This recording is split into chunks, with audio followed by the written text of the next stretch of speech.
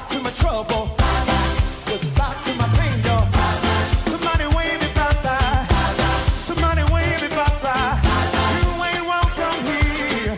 You ain't welcome here. Goodbye to my trouble. Goodbye to my pain, y'all. I can't hear you up there.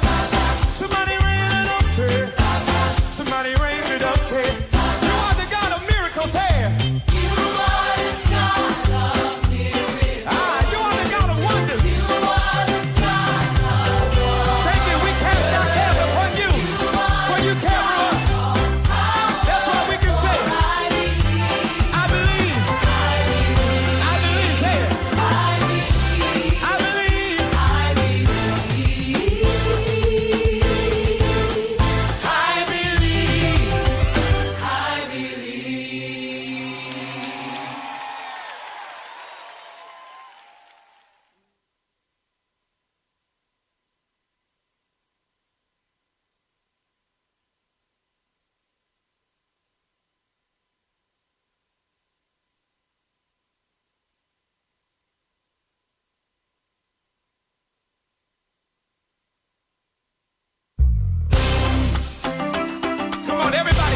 Happy, let's go, come on.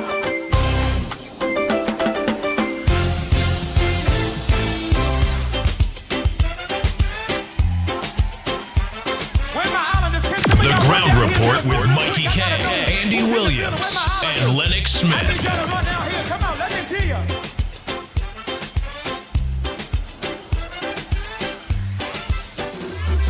Bang, bang, bang, bang, bang, bang, bang, bang.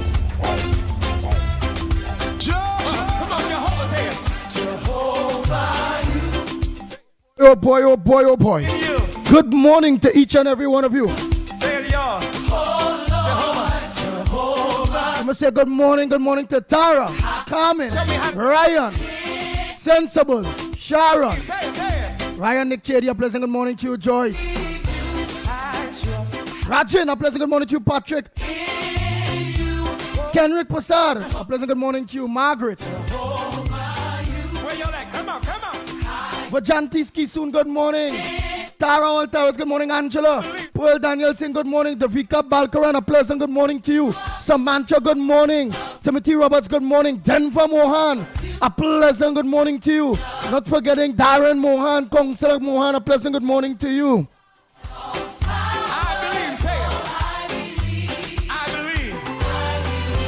Denver, wife, kids, everybody lock on.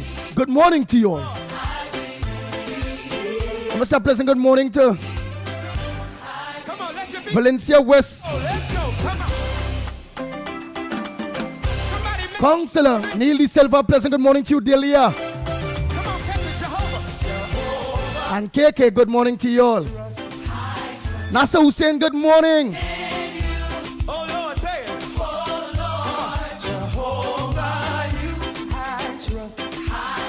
Not forgetting Carrie Reed, Darren Timothy,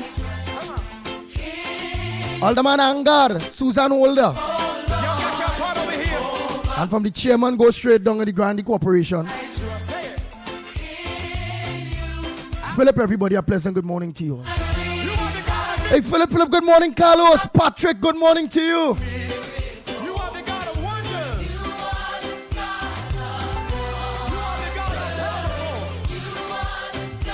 Denise, good morning. Dennis, good morning. Bisnat Pasaraplan, good morning. Wendy and John, good morning to you. Janet Singh Kaladin, a pleasant good morning to you. Shanifa Ali, good morning to you. Pringala Mohan, a pleasant good morning to you. Your Brady Bunch, good morning. Kamla Bisessa, pleasant good morning. Calvary Spread, good morning to you. Anthony on YouTube, good morning to you. Goben Lachmidiala, pleasant good morning. 007, good morning, Pamela. Palu, good morning to you. Dear Hall. Uncle Breeze, good morning. Bernadette Motu, good morning to you. Roger Moraj, a pleasant good morning. Krishna, good morning. Peter Samlal Singh, a pleasant good morning to you. Vidya Serial, good morning. Vidya Vancouver, pleasant good morning to you. Baby, good morning to you. Baby Rampasad and my baby, good morning. Not forgetting teacher Balmain, good morning. Y'all catch it, everybody. Come on, say it. So long, bye-bye. Everybody in the building, raise it. Samantha Bedesi, good morning. Goodbye to my pain and my sorrow. Let's go. One more time, everybody in the building say so long. Hey, so long, my God. Hey, come on. Balraj, a pleasant good morning to you. Anthony Hines, good morning. Haynes, in fact, good morning. So long. Karen Loben, a pleasant good morning to you. Rambo Ali, good morning. Desmond Hines, good morning to you. Bye-bye. Bujam John, good morning. Goodbye to my pain and my sorrow. Darren Daniel, my brother, a pleasant good morning to you. Let's go. So long. Hey, Patricia Phillip, good morning. So long. Sharon Williams, a pleasant good morning to you. Family, family, family, family. Hey. So long. The Ground Report with Mickie K, Andy Williams, and Lennox Smith. Bang, bang, bang. So long. Goodbye to my sorrow. Hey, goodbye to my pain, y'all. Betty, let me just say a pleasant good morning to the Queen of Arima. Goodbye to my trouble. Goodbye. Afrina Mohammed, a pleasant good morning to you. Come here. Goodbye, dear. Ishmael Khan, a pleasant good morning. Come here. Hey, so long. Stefan Ram Sarup, good morning to you. Yeah, so long. Hey, so long. Angela Lochan, good morning. Say it. So long. Michael Scotland, good morning to you. Hear you say. The Hulk, I can hear you say. Joyce, I don't tell all the morning already. Gloria Escola, pleasant good morning to you. Marilyn, Hey, y'all. Goodbye, y'all. Everybody raise it up. You are the God of miracles. Say it. You are the God and Marilyn C. Rachan, good morning to you. of wonders. You are the God of powerful. How about my Marilyn C. Charan, good morning. I believe. Say it. Anne Marie Amin, good morning. Say it. Say, I believe. I believe. Matilda Rhodes, a pleasant good morning. Say it, y'all. Natasha, good morning to you. Ruby Sammy, good morning. So long. Rock, rock, hey. So long. Vishnu Gopal, a pleasant good morning to you. Roma Price, good morning.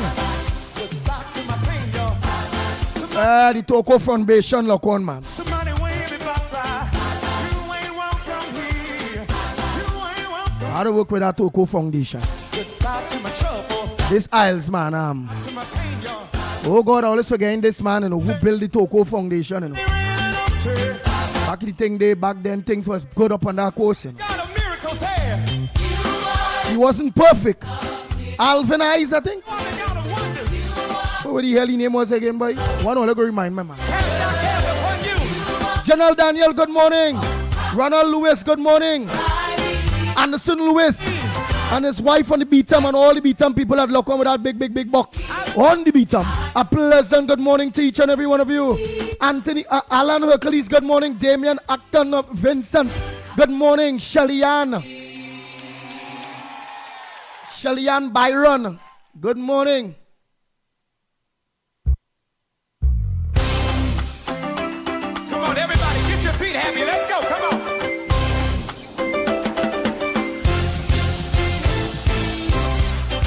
007, good morning to you.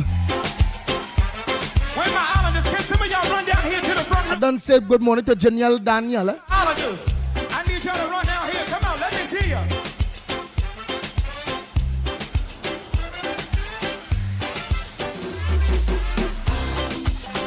Daniel. Daniel. Come on, Jehovah's here.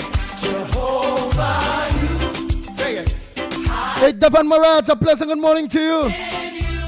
There you are. Jehovah. Hey, Majid Ali, a pleasant good morning. Dexter Tubas, good morning to you, a.k.a. Tubas. I believe. Say it, say it. Nadira, good morning to you. I trust. Annie, Oh, Lord. good morning, Ali. Where Hey, Kishan Ali, a pleasant good morning to you, my brother. Bishop Owen, good morning. Let me say a pleasant good morning to Pastor John too. Not forgetting to Pundit Ravi, Iman Kazim. Good morning to you all. Leon Charles, good morning, Grace. Hey, Cindy Ramnarayan, a pleasant good morning to you. Let's go, come on. Ba-ba-dam, bam-bam-ba-dam. Somebody make some noise in here. Susan Modi, Bihari, good morning. I trust in you. Oh, Lord. Jason Nesbitt, good morning, Angela. Jehovah, you I trust. I think Angela Craig, good morning. Pringala Mohan, I don't tell you morning. Calvary Spirit, good morning. Nigel Black, good morning to you. Zabrangani, good morning. Rick Lutchman, good morning. Jason Jeffers, good morning. Y'all got your part over here. I can't hear you. Come on. Rishi, good morning. Say it. Audrey, Greenwich, good morning to you. Sandy Jones, good morning to you. Donarayan Rampasad, good morning. You are the God of wonders. You are the God of powerful. Annie E. Ramsaka, good morning to you. Say it. I believe. Say it, say it, say it.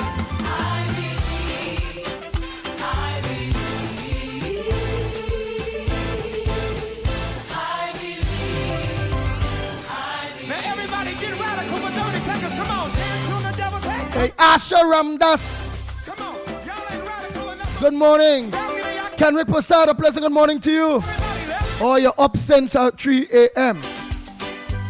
I see you back there, balcony, y'all. Crystal Fernandez, a pleasant good morning to you. You're early. Brian, good morning. All Brian's, good morning. So long, bye. Roger Maharaj, good morning to you, Rolly. Lucky Lal, good morning. Come on, y'all, help me say it. Farmer Kane Farmer, yes. Oh boy, oh boy, oh boy. Good morning, Nita. Ramlal, good morning. Trini Nairo, good morning to you. Ramchan, good morning. Everybody in the building, raise up, say it. That's Ramchal from Hamilton, good morning. Hamilton. Which part of Hamilton is in America?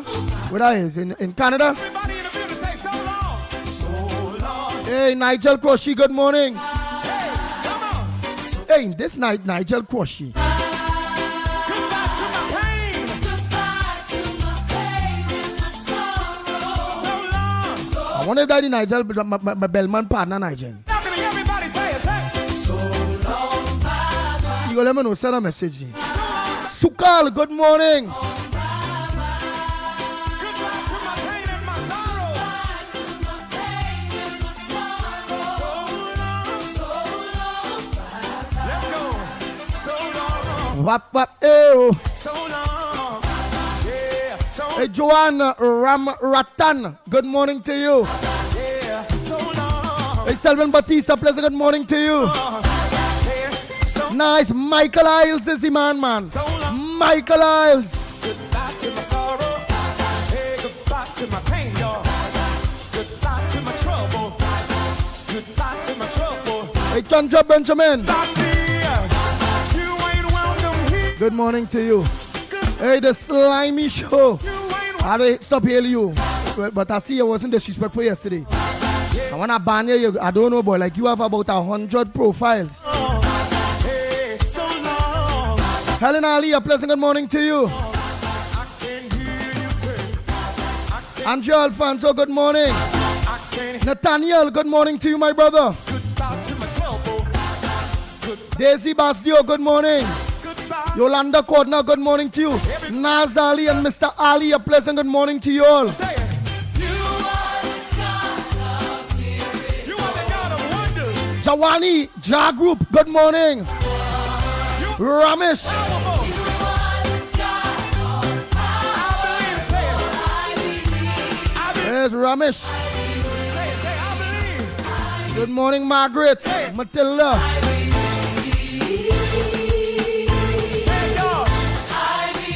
Sherman. Good morning, Sherman. So long, Royal. so long, yeah, so long. Goodbye to my trouble, goodbye to my pain, yo. Somebody wave me bye-bye, Hey, Karen Ramdan. me bye-bye. Good morning to you. Welcome here, you ain't welcome here. Goodbye to my trouble, goodbye to my pain, yo. I can't hear you. Hey, Chanchmati. Good morning to you. Say, Marissa Hoyt. Good morning. you are the God of miracles, hey. Yes, Michael Eyes was also a UNC senator under the Panda, the Pandey administration, or under the Pandey regime. He's a man fight like a dog up on that coast there. But them people on the coast quite up, so they just love PNM. But we get some votes from them this time around.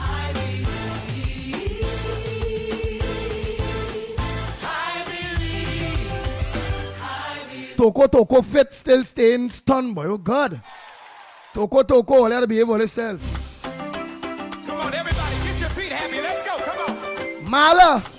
Good morning, Earl. Sally. Good morning to you all. I don't tell Charmaine good morning.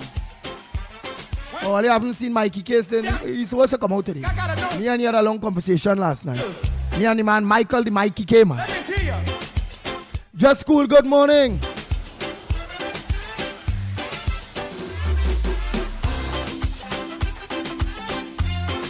Nazim. Come on, Jehovah's head. Jehovah. Ruben Noel Ruben. So man, all of you, good morning. There you are. Jehovah. All roads lead to the Red House. Tomorrow, please God, Parliament. You open the Parliament, that's where we all are heading. I believe. Say it. Hey, Neil Lee Silva, Valencia West. I done tell you morning already. Maybe now jump on one. You KK and your wife Delia. Oh, Lord. Come on. Where y'all at? Come on. Okay, thank you, Kenry Prasad. Hamilton is in Canada. So Canada and all who looking about Canada, good morning. Adish, Nicholas, Ramnarayan, good morning. Hey, Mr. Ramnarayan out there in Canada too, good morning to you. You are the God all powerful. Ishmael Khan, good morning. I believe. Say it. Semantic 62, good morning. Believe. Yes, the slimy show Avex. Avex that you have 100 and something profile. I wanna ban you, you're popping back up like slimy. Slick. But I go ban you out of the whole profile. Be disrespectful. Especially when we live on Gael. When I put in a course and I seen any kind of disrespectful thing we're going live, like a resi people license. Anybody doing that, cussing or doing anything while we live on Gael. Don't spell no F-U-K and them kind of thing. I believe. Say it. Everybody say it. I believe. I trust. Come on. Yeah, so I vex your whole them profile. Y'all got your part over here. Hey, Judy Ragu, good morning. Say it. I trust. Say it. I believe. Say it. Hey, Maggie Singh, good morning. You are the God of miracles. Peter Brown, good morning to you. You are the God of wonders. Isham Ali, a pleasant good morning. You are the God of power. Don't be vexed, slimy, I vex. I go report here how you have real profiles and you only popping back up on this program and thing, and I go make sure your IP address is followed by YouTube, so they go make sure you can't get back in. So you play the fool. Now everybody get radical for 30 seconds. Come on. Survivor, good morning. Come on. Afro Salia, good morning to you, Ruben. Here. Balcony, I can't feel ya. Move your feet. Everybody. Ruben and Sukraj, good morning. I see you. Karma. Balcony, y'all gotta come on. Hey, come on. Welcome, Mohammed, out of Toronto. Good morning to you. So long, bye-bye. So long, bye-bye. What's like me say, just don't do blocking We just don't do blocking over here, sir. I go find out. Hey, Fufu, good morning. Everybody, come on, say it. All you don't do no blocking over here, but I do it here in Trinidad, partner. So you only play the fool and putting up anything bad language thing or disrespecting the new installed Prime Minister of Trinidad and Tobago in any way. Let's go. There's trouble in the house. One more time, everybody in the building, say Jenny Bell, good morning, Jenny Bell. Now Ryan Hiron again. Dave and Deborah, good morning. Hey, I had a call all here before it run out. I know. But I think all in Trinidad. Hey, don't go back and let Sole let me know, you know. I had to come and vibes all here. in the balcony, everybody. Dave and Deborah. Remember the elections done, you know. An election call. Back then, plenty people come to Trinidad wanted to see me. I didn't see a lot. I didn't see a lot of people. Because busy. In campaign, busy. In fighting this government that I really didn't have no time to do that. So just want to make a trip. Hey, let me say good morning to Mr. Clarence and Faye. Good morning. Mr. Clarence always looking to know. Miss Brooklyn, good morning. Nigel George, good morning. Hey, Maureen, good morning. All Maureens, good morning. Job, good morning to you. Goodbye to my trouble. Goodbye to my trouble. Goodbye, dear. Hey, Dish, Ragbir, good morning. Table land in the house. You ain't welcome here. Hey, so long. Yeah, so long. Yeah, so long. That's the only profile you have, but how you get unblocked? If I block you, how you get unblocked then? Anyhow, Harry. Dipchan, good morning. Virgin Islands in the house. Harry, Virgin Islands. Harry and Mike in the Virgin Islands. Say good morning to the ground report. Why I acting like a soft man so slimy? You're vexed. What? If I vex. And why I acting like a soft man? Because I don't want girl to get in trouble, partner. She could be on your stupidness before. She went 7 o'clock. Has some behavior. Mr. IQ, good morning. Hey, 007 here from Princess Song, good morning. So long. Hey, so long. Yeah, so long. If I could try with that narrative, I already tried with that narrative, Mr. Slimy. Somebody wave me bye-bye. Hey, John, Shalom. Shalom. You ain't welcome here. You ain't welcome here. Hey, Enchel Mohammed, good morning. Goodbye to my trouble. Goodbye to my pain, y'all. I can't hear you up there. Somebody raise it up, say. Somebody raise it up, say. You are the God. So Enchel Mohammed from Montreal, logging and listening. You are the God of wonder. Nice, I don't know where somebody from, you know. Thank you. We cast our care upon you. For you care for us. That's what we can say. I believe. Hey, Michael, Please say it. good morning. Sensible, good morning.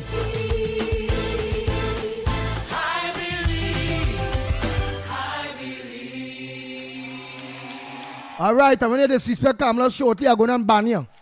Live, I'm putting you on and showing you I'm blocking you. I'm going to do that every time you come on, I'm going to block you. Come on, everybody, get your feet happy. She ain't do nothing to be disrespected. Rowley did a lot for everybody to no respect for him. Because he had no respect for nobody. And I want to say Rowley. Islanders, can some of y'all run down No damn doctor, nasty, dirty man. in the building? Where my Islanders? That will be hated by many. Yeah, come on, let me see ya. Hey, Jennifer. Good morning to you. Wayne Felix, good morning. Alison Smart, good morning. Come on, Jehovah, say it. Jehovah, Hey, Maria. say it. Charlie Charan, good morning.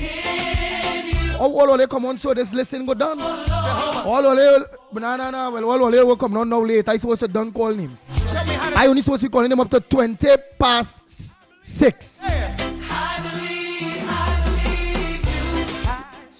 Lenora Comabatch, good morning. Oh,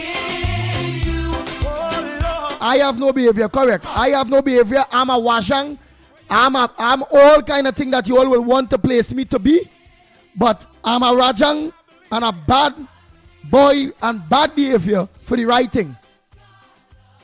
No water, people ain't getting water, are bad as a wajang. No medication in the hospital as a wajang. The roads bad as a wajang. The crime situation, the home invasions as a wajang. Forcing people to take injection as a wajang. As a old dog with no respect. But check the people who are this come wrong. Not the average individual. The people that we put there to see about our day-to-day basis. Or private companies that advantaging people. The banks and the damn high interest rates and only money. People go leave 20 let's say next month you go your senior or in the bank. As a washang for that. Yeah, Maria and Main. Morning, darling. So I'm not afraid. You could tell everybody slimy. And all who want to say, all whoever remain him spin and them fanatics still all learn the treasury mashup. Pay them leave nothing, not even fumes. And all they still want to call me a wajang.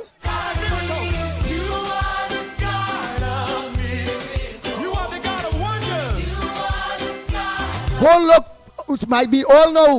Go look on the golf course. You'll see a bald head, ugly, stupid man that nobody don't like. That is a jammit.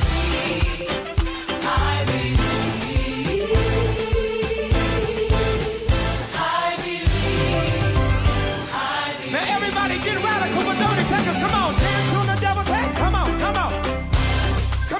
Y'all ain't radical enough over here. Balcony, I can't feel you. Hey, Ashe Banda, good morning to you. I see you back there. Hey, Taran, good morning. Hey, come on. I ain't mind being branded. At least I'm not them social media influencers that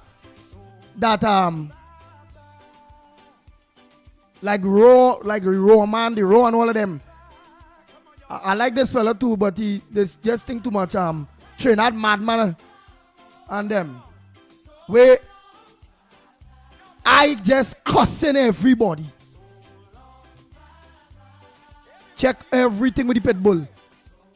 I don't cuss nobody other than business people or businesses and government officials. And when they check what cussing them for, nothing personal. About the damn work or wickedness they're doing people, poor people. Meaning, as a jam it like to fight for the downtrodden. For the people that don't have a voice, I have a voice. And giving them a voice. And I just use my geometry to fight for righteousness. Just one more time in the balcony. Everybody say it. Say. Hey, Judy Palu, good morning. I think I tell you morning already. If I keep talking and studying here, I want to say morning to everybody all morning. Mary, good morning. Let's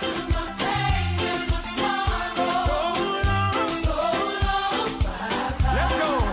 So long. Hey, so long. Yeah, so long.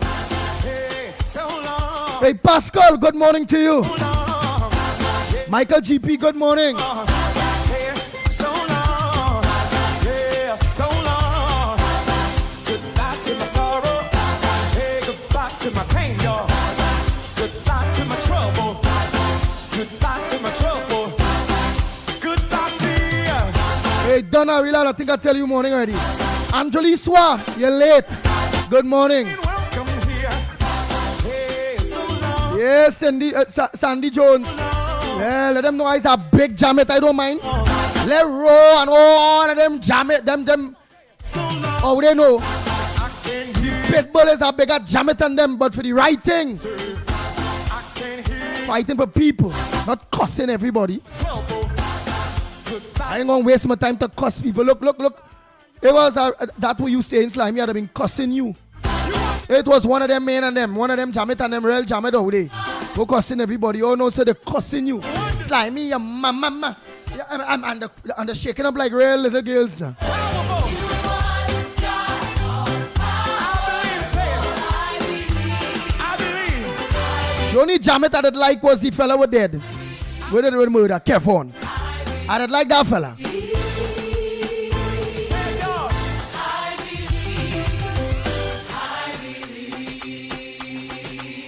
That Kevon fella. So long. I like it. I didn't used to just look to watch him like that. Passing through in Facebook, sometimes we just stop and see or TikTok and like, what are you talking about now? Who are you cussing? Where the hell is that you cussing? You ain't welcome here. But yeah, that way you used to cuss sweet boy. Oh God. Now the rest of them trying to pretend there's Kevon. Kevon used to cuss sweeter than all of them. I can't hear you up there. Somebody raise it up, say. Somebody raise it up, say. You are the God of miracles, hey. Yes, Angela. Andy, don't upset yourself with them blight, slimy, and the other Port of Spain. You keep your cool, enjoy your music, yes. Well, you carry us.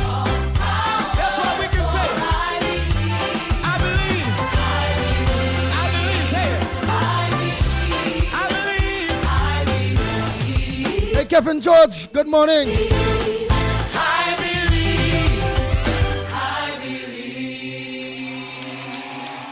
Carol, Maharaj, good morning. Hey, Zoreda, good morning. Bash, good morning. Is Andy Bash? All right. Don't think today. Right, I already know to start action here, you know. I find people coming on late. And I still look at the hour. 3:39. And I still say morning. And it's more, I say morning, it's more to coming on. Oh God. It done maybe have about 700-800 people already here, boy. That's good. They come to hear the wajang. The defender the poor people.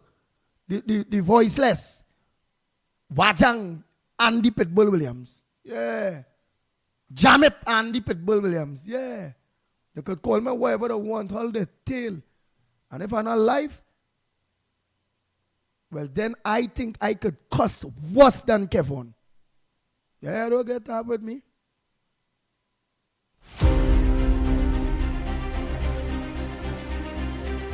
The Ground Report with Mikey K, Andy Williams, and Lennox Smith. Oh, Lord.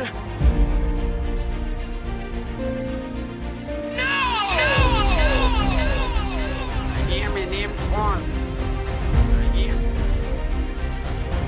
I hear my name called. Bang, bang, bang, bang, bang, bang, bang, bang, bang.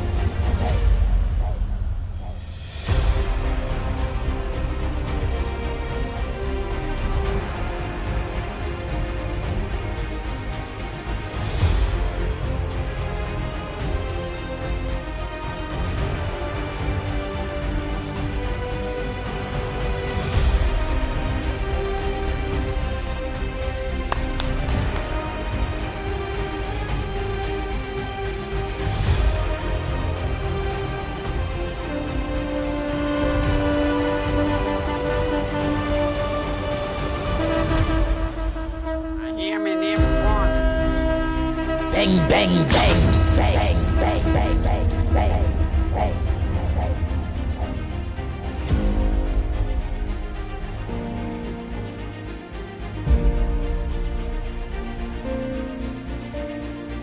Hey, Harry Das, good morning.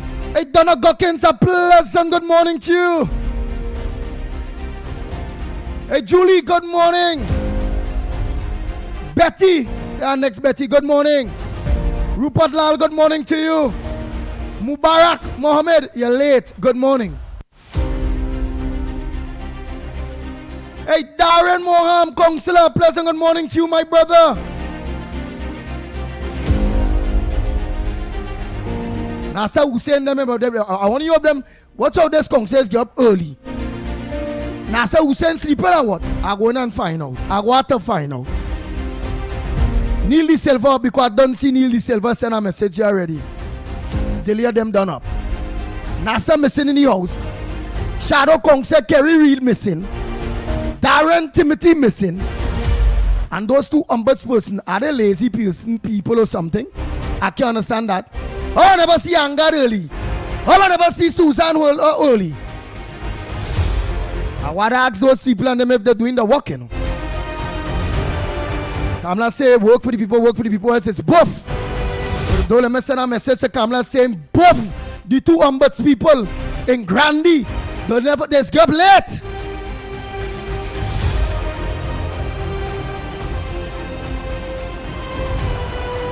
Nancy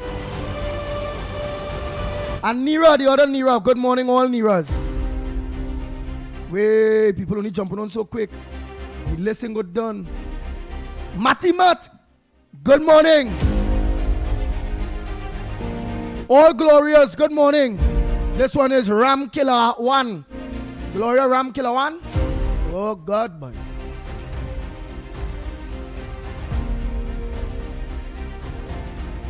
Ramesh Fufu. You know, jump on, I know see none. Man, let me run through this say quick. It's too much. It's all coming on so quick. Elizabeth George, good morning. Dave Maharaj, good morning. Alvin Lachmidial, good morning. Sita, good morning, all Sitas.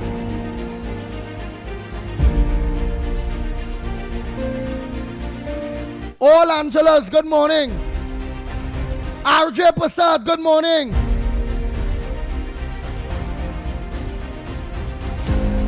Dio Ramdas, good morning. Right, I said, hey, Arichi Ende, oh my gosh. That what we talking about.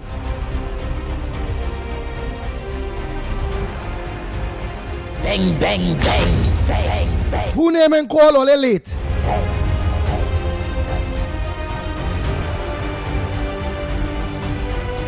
Oh, Pundit. I feel you would now done pray. So you get away, you know, Pundit Primram. Maraj. No, Param Maraj. Pundit. Pundit, sir. I have respect for them religious leaders that are good people. Like Imam Kazim, Pundit Maraj, all of them, they see the rest of them will come out and talk out. Pundit Maraj and Imam Kazim and all of them and Pastor John and all of them, I respect for them. You see all them rest are bastards that are out there that calling themselves men and women of God that's supposed to speak out and stand up for poor people or their congregations or their temples or their mosque. I don't respect for them. Anytime they ain't talking about because them on money alone. Them not on people, them on self. Salome Mary Davis, you're late. Good morning. Joy, good morning. Hayden Joseph, you're late. Good morning. Afiza Di Mohammed, I think I called him already. Here where it is. How I want to start the program on. Let me see if I could find it. Nasty, dirty Dolly. It's stating that the Kamala Prasad sir, state something that is not true. I see it this morning, man, running through. Just now, one will go tell me again what it is she say again. I have the video for it. Oh boy. Yes, Anderson Wilson. I don't tell you morning already. Unless you know turn on your radio. I tell you and your wife and you already beat them. Morning already, Anderson Wilson.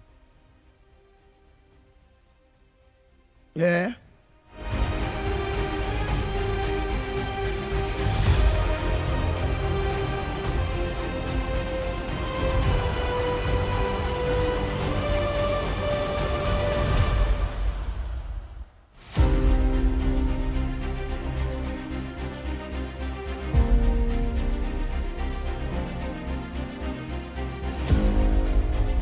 Well, I find that thing, boy, what she say about the lady again, boy?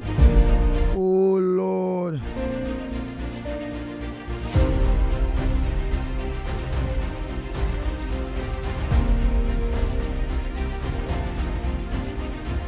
Anyway, let me bring some good news by the time.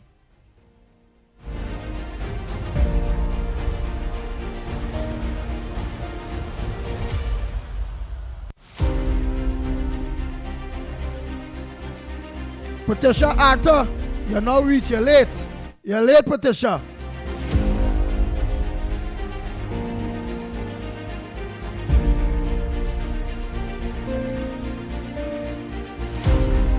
Fresh and all late.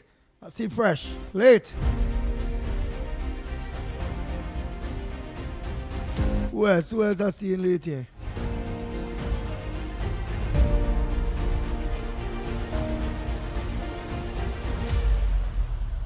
Hey, Danny Scarlett, out of Toronto, good morning. Jesse. Babi Ulal, good morning. You're late. Doreen Barry, I think I called you already. Lawrence Sital. Morning, you're late.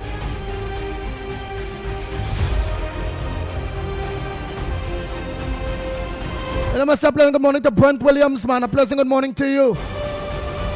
Jackie, good morning.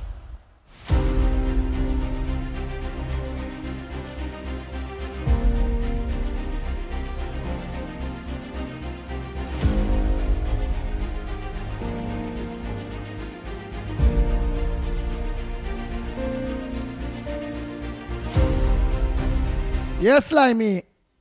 You can't be cussing no man. Oh God, boy. Yeah, but not I won't do it live. I don't watch that God can punishing me for cursing, you know. I bad obscene language, you know. You see curse. God is saying curse. You see you wish somebody this or that and cursing somebody. The 10 Commandments say thou shalt not curse nobody. Yeah, I ain't cursing. I using obscene language. But not in front of children and thing, privately. So if you see a CS Slimy, I'm going in your ears easy with that chin around. And I'm going to tell you one need hall. Yes, Alisa Gani, you're late.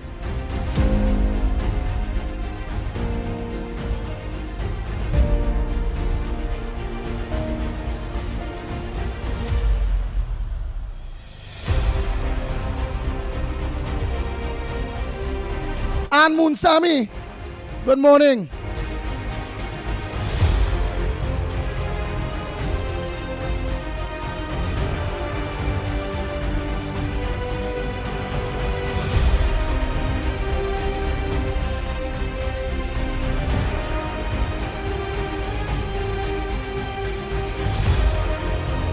Oh boy, Nathaniel say, I see Mr. Ramadan waiting on his position. I seen him, but I don't know how I seen him. The man come back, I don't know. I ban the man. Send him on, you're late.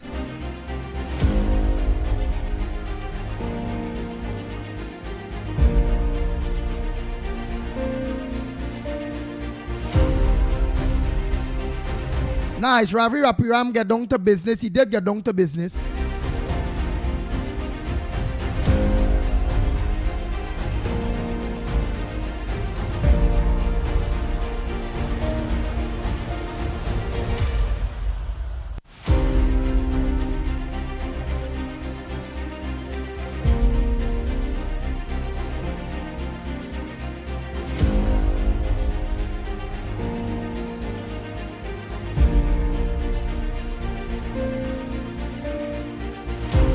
I seen a thing I donation out there.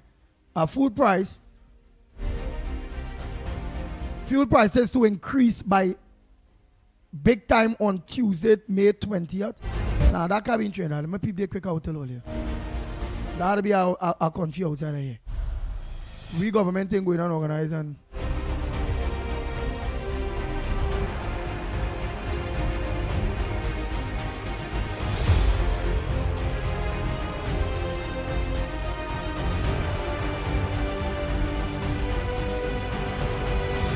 With critical issues to restart refinery. I don't make a call. I will take a live call today to find out what this is about.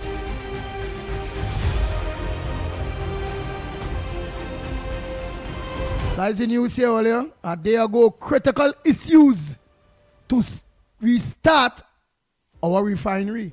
So we need to know what is the critical issues.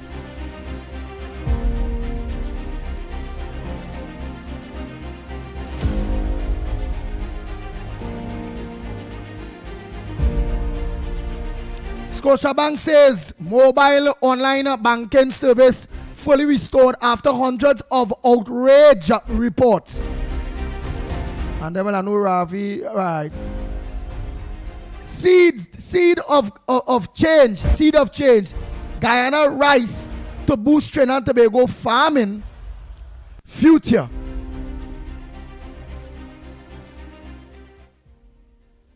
Organization of the agriculture sector is a move the Minister of Agriculture, Land and Fisheries Ravi Ratiram says has already begun with the first phase of the rice seeds distribution. This includes the procurement of 100 tons of high-quality rice seeds for the 2025 planting season from the Cooperative Republic of Guyana. Support for the commercial planting of approximately 2,000 acres across Trinidad and Tobago.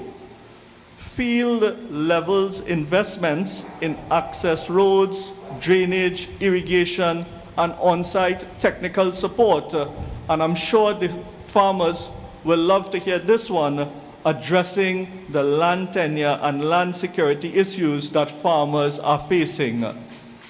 As a machinery and equipment supplier, FT Fafon, through years of collaboration with the ministry and farmers, Agriculture Division Manager Sandy Samnarayan pointed to a few areas that need to be addressed to support farmers.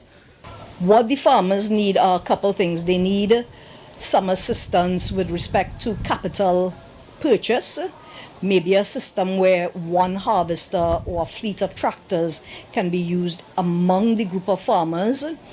They would need to change the way that they do nutrition for the rice, because it is not just done traditionally. You use one product followed by another, followed by another.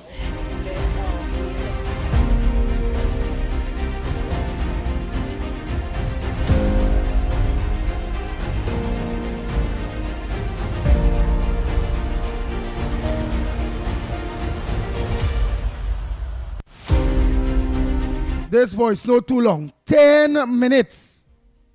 8 seconds. I'm sorry, I can't play it, eh? I can't play it. Let me just start it off and give it a minute to see what it's about. Good morning, Trinidad and Tobago. Good morning, Ground Report.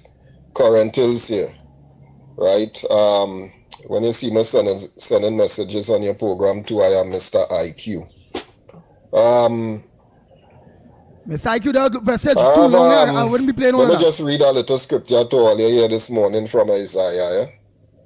It's from Isaiah chapter 32 verse 5 to show you how relevant this thing that they call the Bible is. And it's talking about a time when God shall establish his kingdom upon earth, right?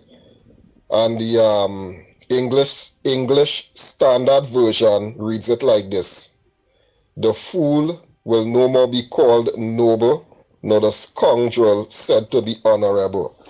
And I always remember that verse because growing up as a little child, I read the Bible from top to bottom. I read it. At that time, they did nothing like phone and no set of TV where I grew up. So at that time, the youths used to do a lot of reading, you know. A lot of us used to spend our time reading books, and the Bible was one of the books that I took up and read it right through to the best of my ability. And I always remember that little piece, especially as I grew up and began to understand politics and these politicians, honorable this and honorable that. And here it is saying in the verse that no longer will the fool or the scoundrel be called noble or honorable. Right? Nice. I'll play exact 2 minutes of it. Next. Please don't send long voice notes, please. Nothing more than 2 minutes. 2 minutes and a half. That's it.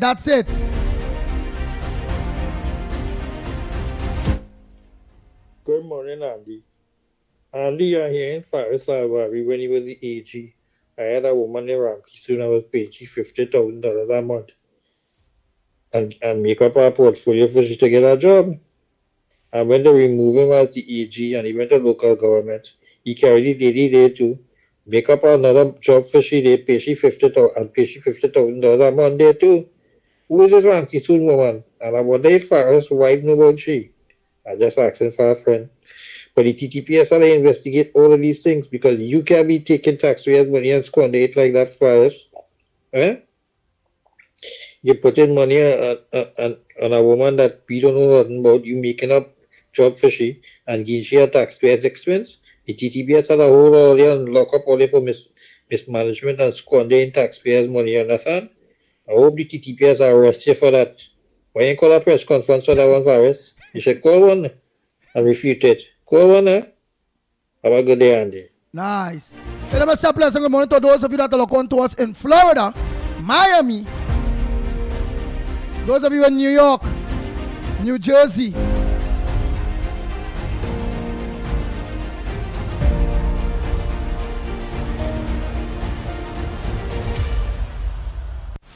Hey, Dr. Mirage. Hey, Mirage, a pleasant good morning to you. I'm sitting at my desk at work in Fort Lauderdale.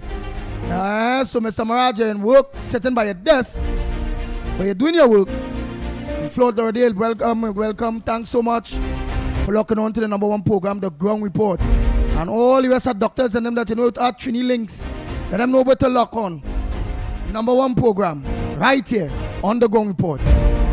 Real Media TT on Facebook. So anytime all you see all getting it on the various platforms that you all on, always remember the others. Real Media TT Facebook can get us. Real Media TT on YouTube. Corridor Transformation YouTube. Workers' Rights Platform YouTube. And you could also just put in on YouTube The Ground Report YouTube. And you're going to find us.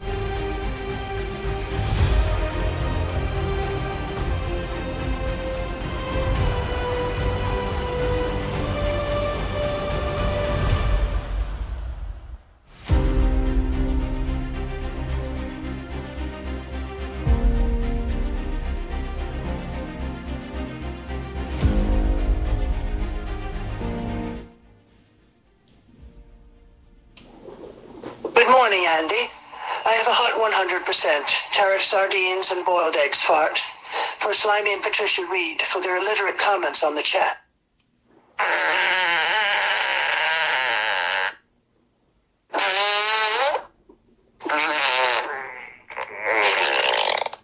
Suck it all up, Slimy and Patricia. Suck it.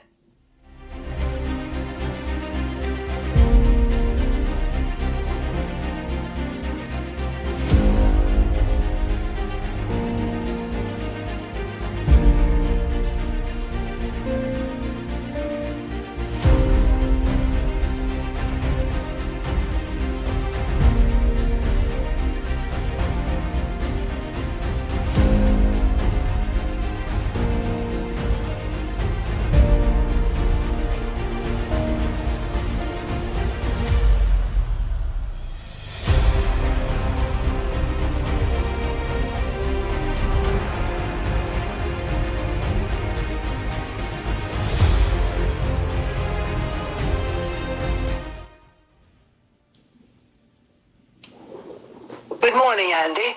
I have a hot 100% tariff sardines and boiled eggs fart for Slimy and Patricia Reed for their illiterate comments on the chat.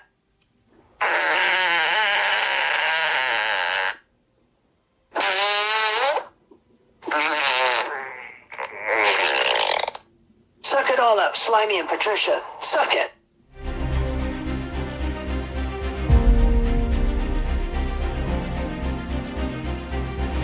Bang, bang, bang, bang, bang, bang, bang, bang, bang.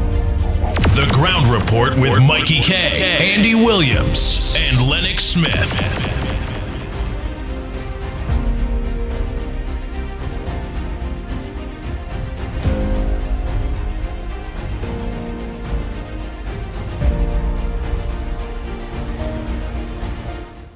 A pleasant good morning to the Ground Report team.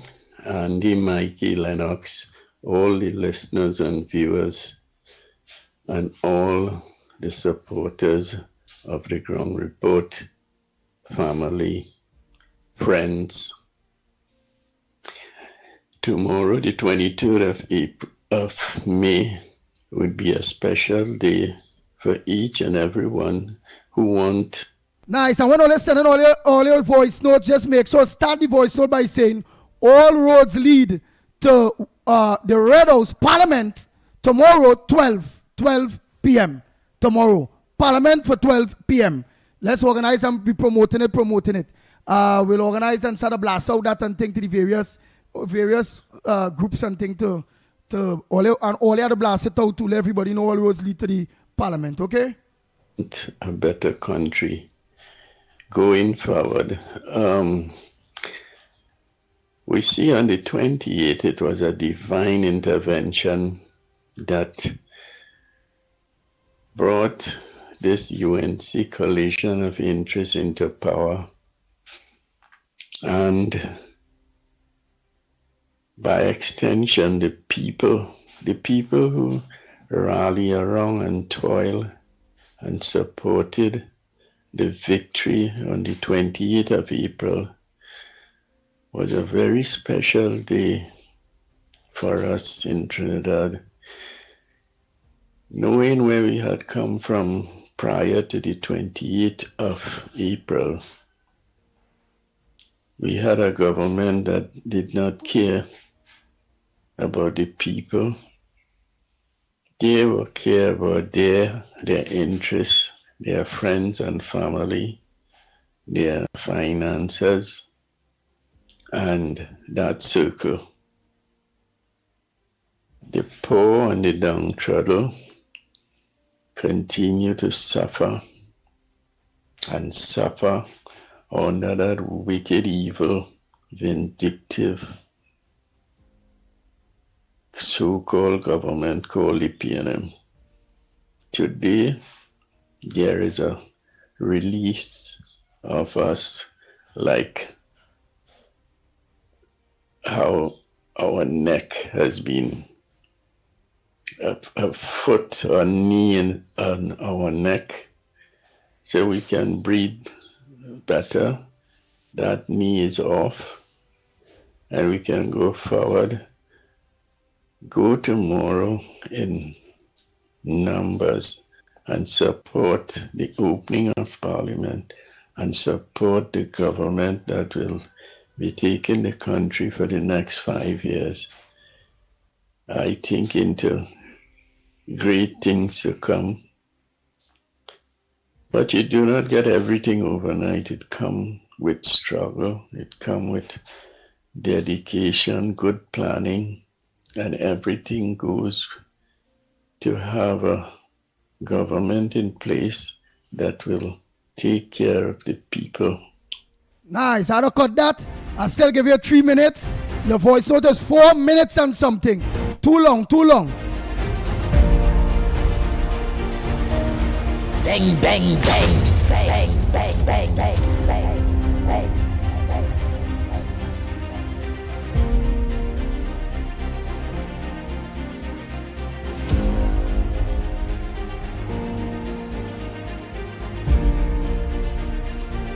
Ready here. Look, somebody sent 7 minutes and 22 seconds. Them voice notes too long. I'll play at 2 minutes or so, 3 minutes in it or so. More people on the live. I will play it one more time.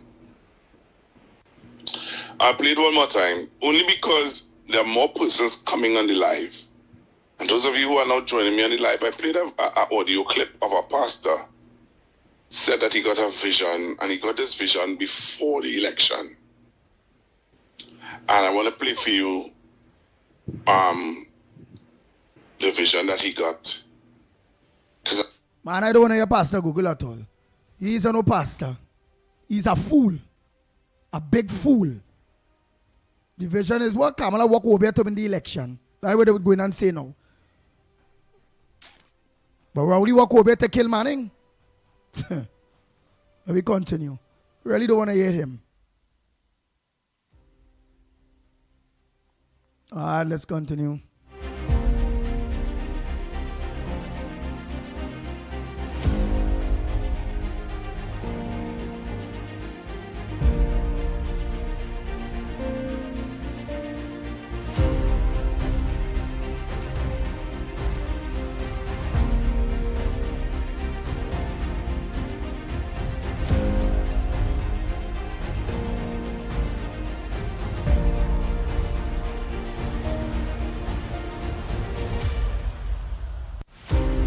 Oh boy, oh boy.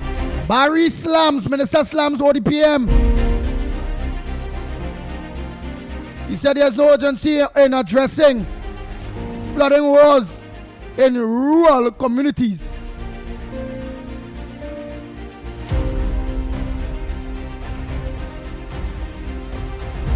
Paparo residents alarmed over plan to house deportees. $90,000 stolen from the corporation office. Sandop Corporation office? Wow. Is PNM controlling the...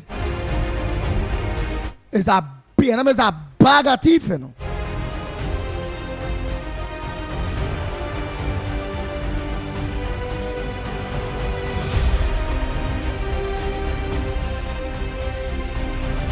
You always see international, at least 82 killed in Israel strike on Gaza.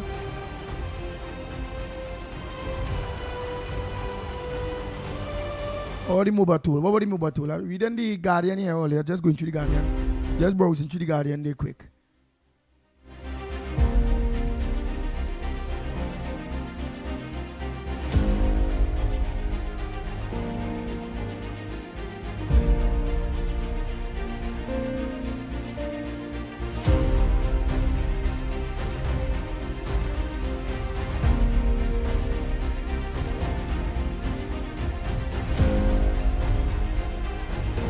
Oh boy. Tutco president called photo lawsuit against Stalin's estate disgraceful.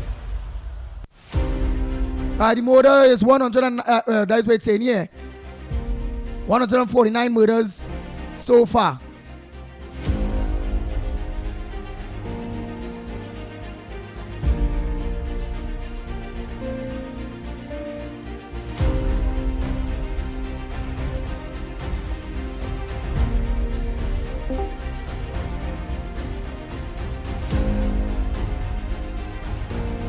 Oh boy.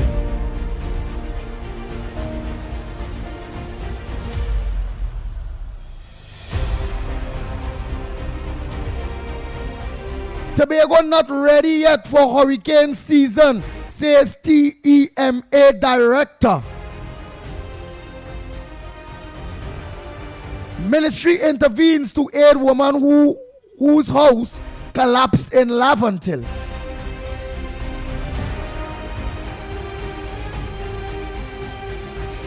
Over 350 guests expected for Parliament opening tomorrow, please God.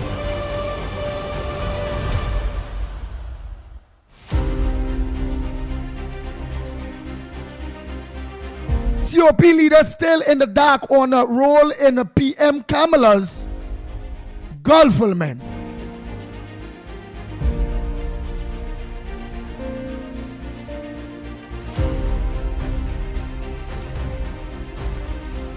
Teacher awarded $800,000 against 2 doctors for defamation.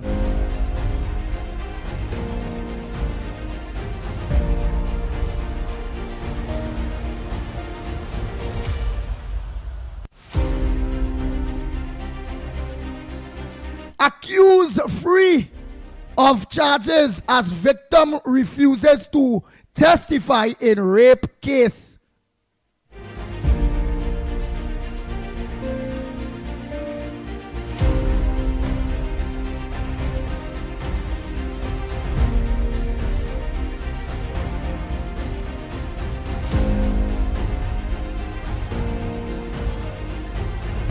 I will go. A 32-year-old man of Karipachima has been freed of raping a teenager in 2016 after refused to testify against him.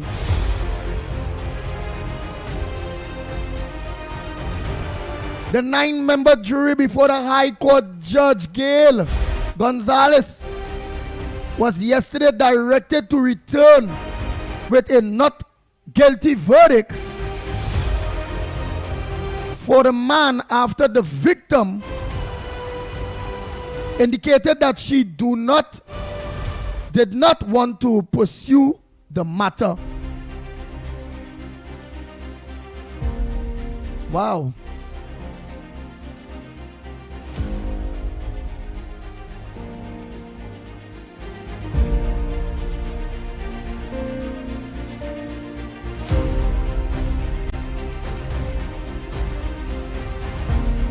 Something wrong with that. Because hear what it's saying here.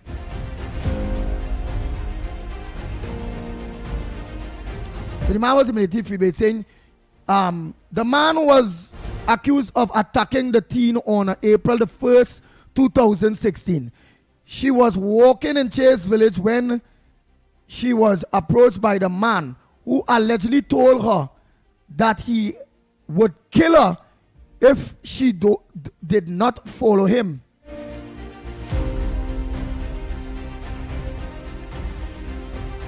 The girl and the man walked past her mother's house and grandmother's house and grandmother's home.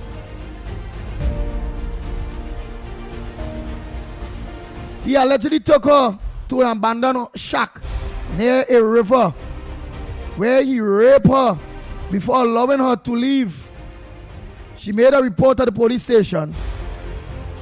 Anyhow, something funny about that. I ain't gonna talk that. But something funny about that. No gun, nothing, and he just tell you go kill your walk.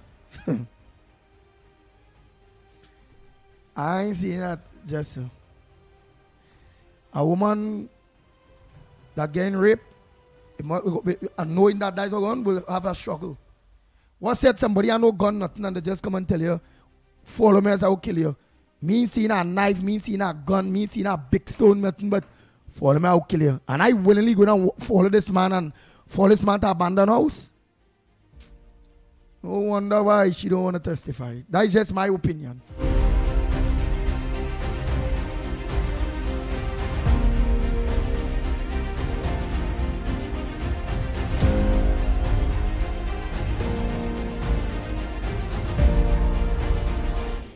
Andy Williams on the ground report, good morning.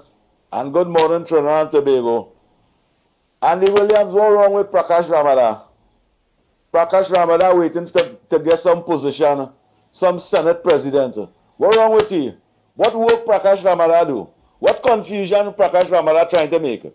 What seat Prakash Ramada do? You never even campaign with the UNC. It's a week before election. You're running me when you see flower more than water and the UNC going to win. You was negotiating on about a small party and them. What's wrong with you, Prakash Ramada? Leave this government alone. You deserve no position. If you get a position, it's all right. I mean, Kamala, she still has time to get a position. What position you want?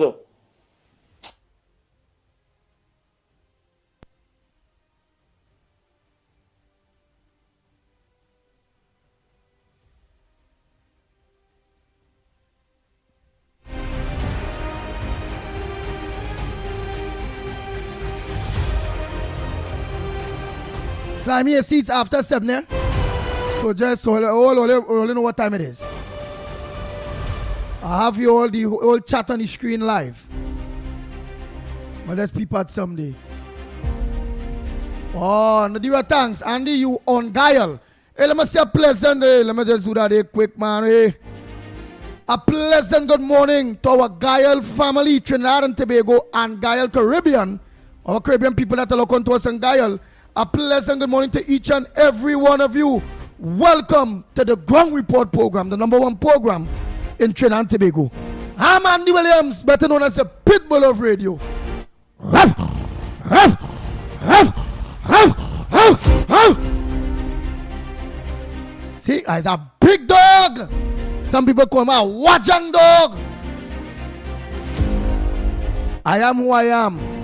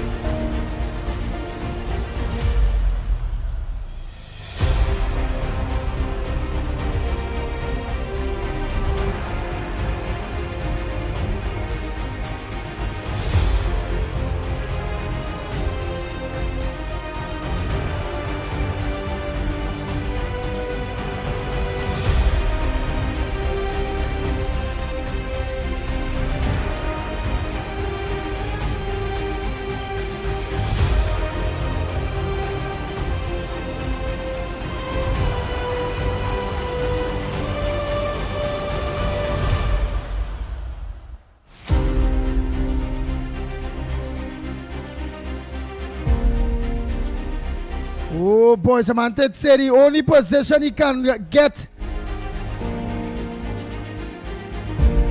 is to pose for a camera. Oh my God. Hey Bobby, good morning to you.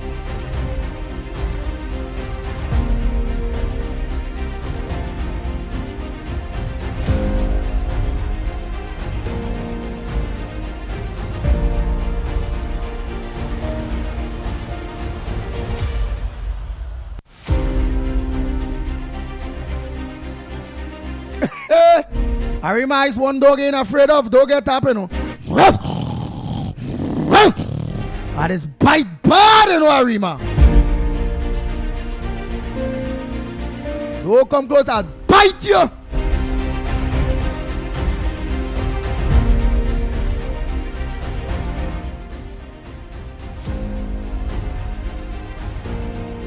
Yeah, don't get in. Yeah. Bite, you know, bite. That's what we really talk about. Bite.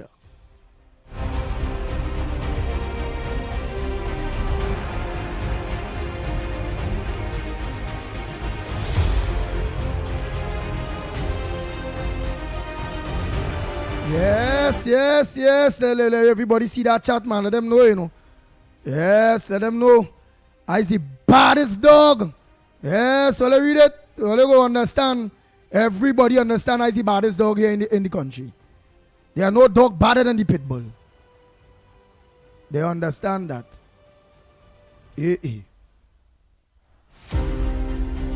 Well, you see it? Watch.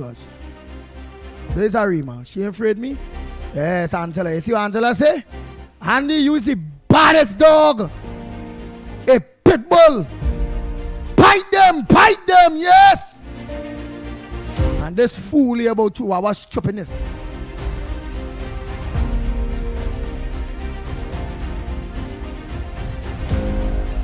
Oh, Marlon, sit around, how we don't get on crazy like me. We are the same birthday. Same day, the 7th April. We Aries. That because you is a woman and I is a man. You is a poodle and I is a pit bull.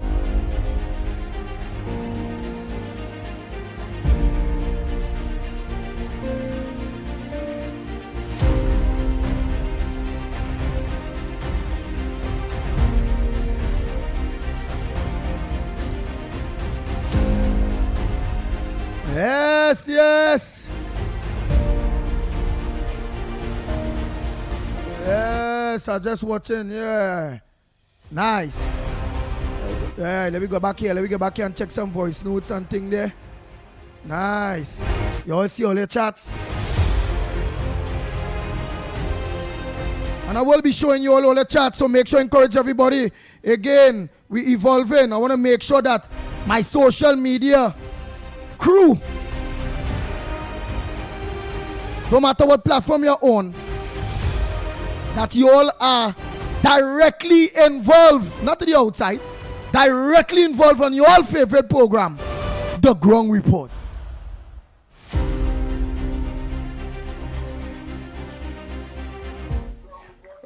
Morning, Andy. All roads lead to the Woodford Square opposite the Parliament to witness the first parliamentary sittings on Friday the 23rd of May at 12 p.m. Scheduled time starting in Parliament, I think, at 1:30. Yes, Andy, I want to send a video concerning Rowley. Concerning when he say from Leketo and what he do and when they put him out of Parliament. Give me an answer to, I'll be listening if I should send it for you.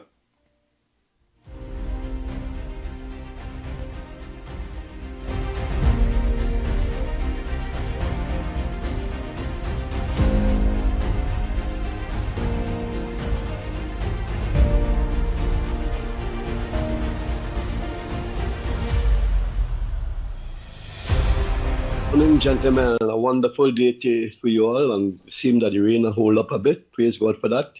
Gentlemen, tomorrow Parliament is open up, and I expect There will be a gala affair, and also it will be very, very interesting this parliament session, because the opposition with the PNM, I want to know how they will answer all those questions when they are put to them by the government, by Ms. Kamala Prasad Bisesa and her members, of where all the money went from the ministries. I'm very interested to listen to the answers they will be given. You see, because this is important to accountability in our government, in the country. The $3.something billion, Mr. Imbut is there. He has to answer it. No technical glitch again. Cover it up. We have to know what is going on. And they have to come with the right, truthful answers, because in Parliament, and it will have to go on Hansard. So I'm looking forward for a very interesting debate in Parliament this session. And we give God praise and thanks that the UNC have come there to expose this wicked government. Otherwise, imagine if they had been in power for another term, the covering up would have been taking place still. You understand? So we know God is a good God. And as Mickie and everybody on the Gong Report always say, evil can never outdo good, and good will always conquer evil. And that is what happened. The good of this country through Kamala Prasad Bisesa has defeated the PNM, which is evil and wicked. God bless, fellas. Have a nice day today. Thank you. Good morning. Andy, I sent you that Paris Hawaii clipping with the woman. We need to beat that like a drum. I ask question, who is that woman Hawaii? Is that your sidekick? Is that your tonsil? You know, you don't win that tonsil, sidekick? Is that your mini-me? We got to know that Hawaii. $50,000 for what? Your sidekick? Every month? You need to beat that like a drum. Call for Hawaii wife and actually, you know, she had a partner, a competitor. We need to get it going, Andy. Later, Andy. Bye. But one more thing. I think Paris Hawaii pick up the Prime Minister Rowley attitude. He have a red couch now in the basement. So are we bringing all the kids, all the ladies down to the red couch? I think he get a lot of coaching from Rowley. Okay, Andy, later. Love or law? What is the relationship between Tanel Ramkissoon and Faris Al-Rawi? Tanel Ramkissoon and her connection to former Attorney General and former Minister of Rural Development and Local Government, Faris Al-Rawi, raises alarm bells.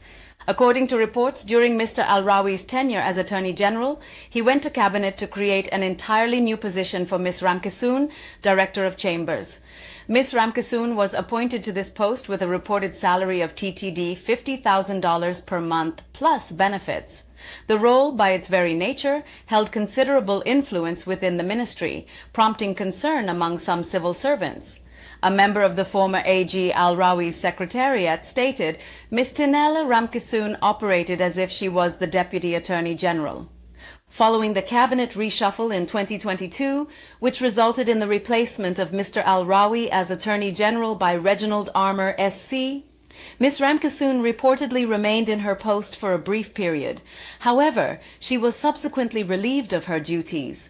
Sources suggest that AG Reginald Armour couldn't work with her as she was feeding information about the ministry and its internal affairs to Faris Al-Rawi, even though he was fired as AG. Immediately after, Ms. Ramkissoon got a new job. Guess where? Faris Al-Rawi, as Minister of Rural Development and Local Government, created a brand new position for her called Director of Legal Services. Again, this position reportedly came with a monthly salary of TTD $50,000, raising eyebrows about the rapid transition and repetition of a high salary role. What hold does she have on Faris Al-Rawi? Reports from members of staff in both ministries indicated that the two have been involved in a relationship more than just work. Hence the reason she was able to choose what position she wanted and was able to quickly get a job wherever he went. More to the story in the coming days. Stay tuned.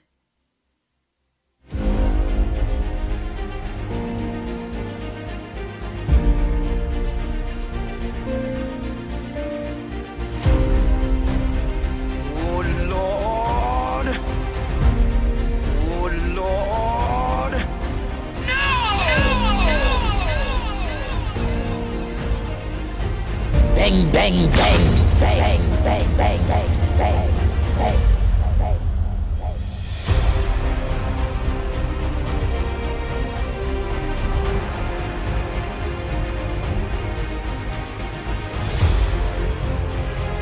Good morning, Ground Report. This is Shukwanas. Let the flag fly from Superior to Port of Spain, in the city of San Fernando, in the city of Scarborough, Tobago, right through to Port of Spain, all around the White House, in the People's Parliament, outside the President's home. Let the flag fly. Good morning, Ground Report. This is Shukwanas. We must call on the mayor of Port of Spain to have things in place, toilet, parking facility, shuttle service for the massive crowd what will come into Port of Spain between Thursday and Friday. We will be spending a lot of money in Port of Spain. You are looking at over $3 million between Thursday and Friday in terms of food, hotels, and things of that sort. So you must make it possible to put toilets, and the case may be having cleaning crew to clean up the place, because it'll be more crowd and carnival. We're talking about tens of thousands of people coming to Port of Spain to welcome our Prime Minister, our Mother of the Nation, and all the UNC supporters from all over Trinidad and Tobago. That's what we're looking at. So make the necessary arrangements to welcome the UNC Army to Port of Spain with the commander of that army. Make it happen. Good morning, the Ground Report. All road leads to Port of Spain to witness the first Parliament meeting through our new government. Be there and be on time. All members is entitled and are requested to reach on time by 12 p.m. Yes, Andy, I want to send a video for you to play out concerning the leader who say, remember I was in the cabinet and they put me out. Give me an answer and let me know if I could send it for you. So you could play for them PNM people and them who is still not believing that is a Wajak they had leading them.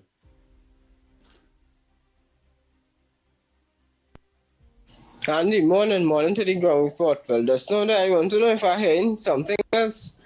As the 52-year-old man, I want to know, well, if you win the case, or they say by evidence couldn't stand up in court.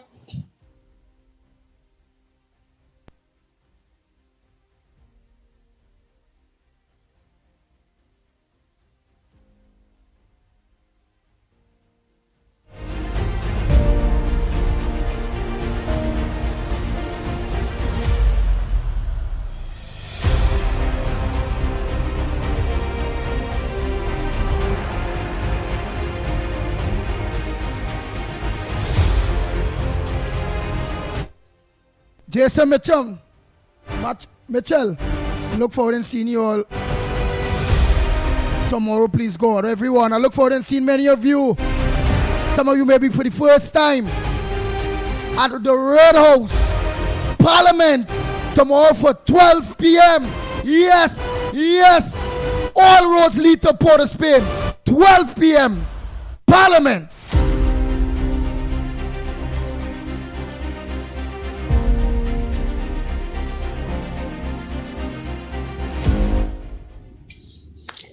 Yeah, Ground Report, current till Sierra again, Mr. IQ. Let me tell all you something how bad it is, eh? Because I was PNM, right? So I could talk. I am talking from guessing, right? I remember when I joined PEP and I was campaigning with Philip Edward Alexander. And they even made me a shadow minister for a certain district, right? And I started to tell people. I remember a guy tell me, right? A guy told me, an African guy, he said, when you get up there, just study yourself and your family and forget about everybody else, you know. And it so seems as saying the race for a reason. Because this hypocrisy are trying to break.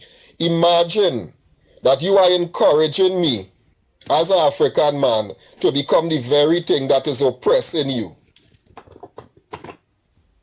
Think about that ground report. When you get up there, you just fix yourself and your family and forget about everybody else, you know. You are encouraging me to become the very thing that is oppressing you, that have your country in a mess, that have your community in shambles. You are encouraging me to become a person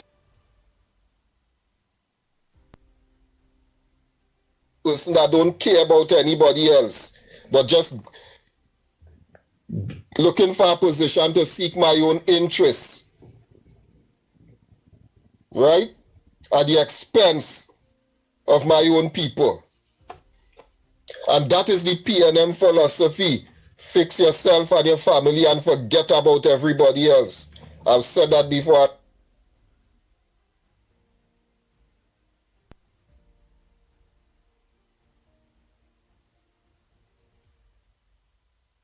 And I'm saying it again. And that is why, that is what watch me. I will not be voting PNM again, you know. I don't know because watch me. Ground report, I have to go God's side, you know, because the kind of evil and hypocrisy I've seen on this earth, especially in Trinidad and among my own, is something else. We are not united as a people. In fact, when you look at the leader of the PNM, Rowley, right, he showed by his actions that very same ideology. Fix yourself and your family and forget about everybody else. I heard his daughter get some $3 million for some painting. Well, she reminded me of Joe Biden's son in America. When they're ready to launder money, Joe Biden's son, the coke addict, just doing some painting and certain officials from different countries coming and buying it for all kind of million and 100,000 and stuff like that. The same scam, like he get that from the Democrats. Like what we learning from evil, they get that from the Democrats. Right? And that is what they want me to stand up and chant, we not selling out. I'm not selling out. I'm not selling out on that. I must stand up and chant to that. Right? Look, I am irritated, you know. I am very irritated about this hypocrisy. People need to know the truth about themselves, see where there is flaws in your life and where we need to change and accept the truth and begin to change as a race of people. If you want to be counted as morally superior, then you have to learn to accept the truth no matter how harsh it is, and then begin to change. Right? Trinidad and Tobago, you all have a nice day. You all have a very nice day.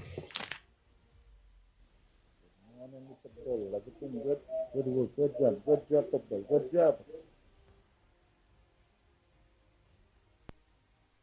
Morning, Andy Williams. God grace and blessings upon you, your host, and everybody in Trinidad and Tobago. So, what it is they came and they did was, you see that clean piece of clamp you see in there, that white piece? So they just come and clamp down the water from spraying out in the road because it was spraying really high. So that's all they come and do. So now all the water running down on your right hand side. That piece of concrete you see in the video, that never used to show. That was covered, so probably like now it washing down from under the road now. But that's all they come and do, climb down the water. Nothing else was done. Nothing else was done. So Andy Williams, my dear, I think I did my best. I think I gave it a good shot. As a citizen of Trinidad and Tobago, I did my best. So after this, I don't know what to do. So take care, guys. Grace and blessings upon from the Almighty God and to the entire government and to my Auntie Kamsi. Blessings upon you. So, Andy, I did my best, sweetheart. Take care, love.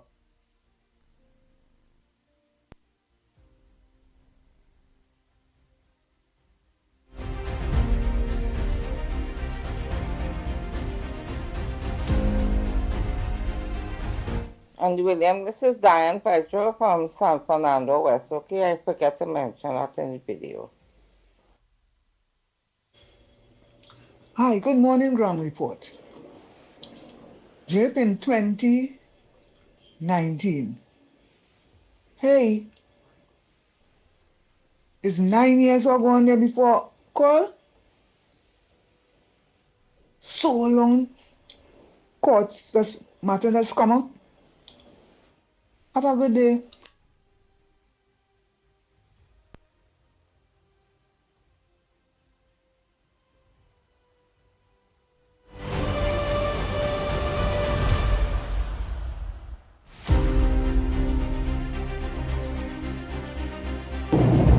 Morning, Andy. It's Kenrick. How you doing, man? Good. Everything good? Yeah, on a Trinidad and Tobago. I listened to that guy just talk about he was a PNM and he now realized that what was going on. Hey, this could be going many years ago, man. Style with them, man. Many years. You know, you realize that? Boy, I tell you, man, there are some people that are a bunch of hypocrites. You talk about Democrat and this one. Who want to do that? Right? Who want to know about all of that? Talk about yourself. Right? You now realize that the corruption going on and racism going on over there. I know that a long time ago, since I was living there. Many years ago. With Eric Williams. Now you realize that? By God, yes.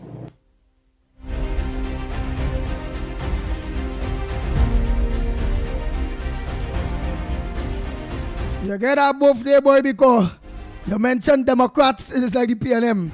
No matter Republicans, no matter Democrats lock on, you know. So the man saying, don't talk about out there again.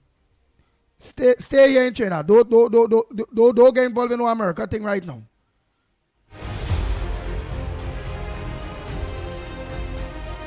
Nice. Now the lines are open. I'll be taking calls. I'll be taking phone calls. Morning caller, where are you calling from and what's your contribution on the ground report this morning? Morning. I want to say that Marvin Gonzalez should stop making himself a fool by being on the air, because since UNC win, right, a lot of people getting water. The pressure in my pipe increased. It used to be spaghetti tripling down, and people in tongue say they're getting water. What he has set a big salary he want to give his people has to do with people getting water. All you need is management, proper management of WASA and all the other utilities. But we on what? Hello?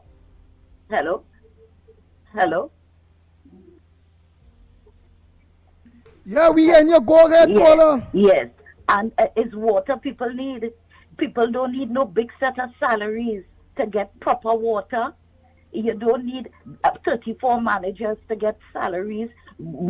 Take that salary and put it in the resources of the water. If it's the infrastructure, is management, proper management and accountability that WASA need. People suffering out here. They ain't get a back pay yet, but you want to bring your family and friends to get Big, big money for what? And still people wasn't getting water. For 10 years, they wasn't getting proper water in some areas.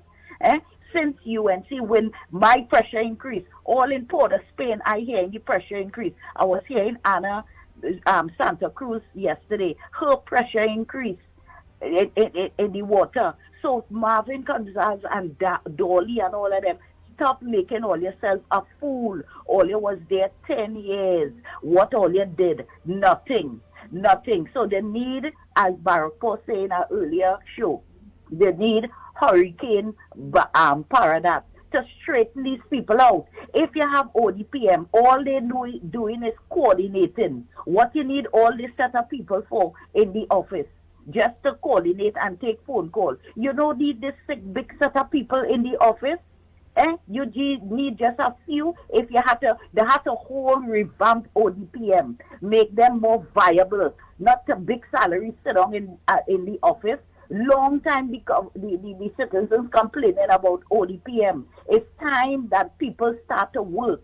And not only that, HGC is a next entity, state enterprise, that a big set of salary paying out. The scrap HGC, the open 3 companies, and the managers of these companies getting over $70,000 a month. This is a next place that need to be checked out, because they delivering houses. I can't understand why people getting big salary and people want house and they're not getting house. Why it is people getting big salary in water and yet wasn't getting water all the time. What is the point? It's not big salary, is water we want. And proper management. So they should check out WASA. They're checking out WASA. They could check out HDC and see what managers, these salaries people get in. Because we supposed to get back pay as monthly paid HDC employees. And we can't get back pay because most of the money going in big salary and nobody ain't getting no house. So stop playing the fool and stop making all yourself a fool. But Marvin and all the rest of them. Thank you so much, caller.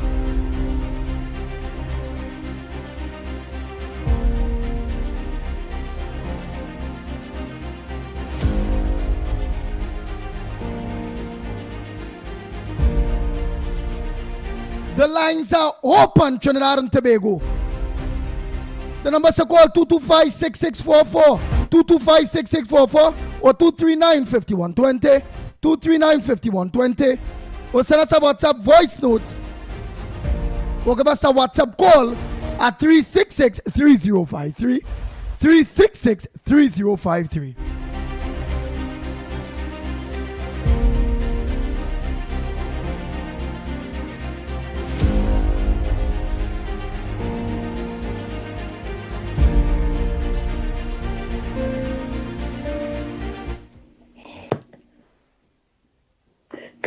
Good morning, gentlemen. Last night, Andy, I saw Minister Padar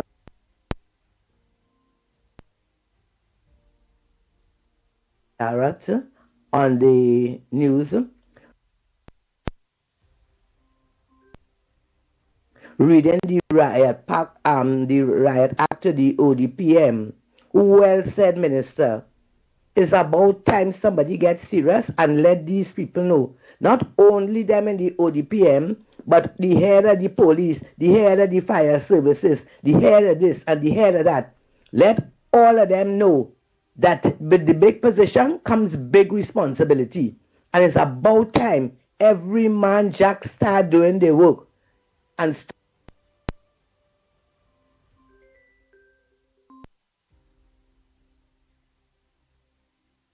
stop having everything upside down and they sitting down there getting a big salary and doing nothing. If you can't do the job, leave, get out, or you go home and let somebody who could do it, do it. We had enough of the square pegs in wrong hole, you understand? If you are a head of any organization and you cannot see that the people under you do what they are supposed to do and what they are being paid to do, then you you're in the wrong job. You're the wrong man or the wrong woman for the job. So all you get out. We're going to fix this place. And everybody who holding positions of authority going to have to do the work and make sure the people under them do what has to be done. Okay, Andy? So, well done, Minister. You stand up and say what you have to say, and who vex, they vex. Everybody is want to tell people what to do and how to do it. You do it your way and let them know it's nonsense ain't taking place this time. This government serious. And everybody must work to make sure that this country is functioning the way it's supposed to be functioning to the benefit of all citizens. Blessings.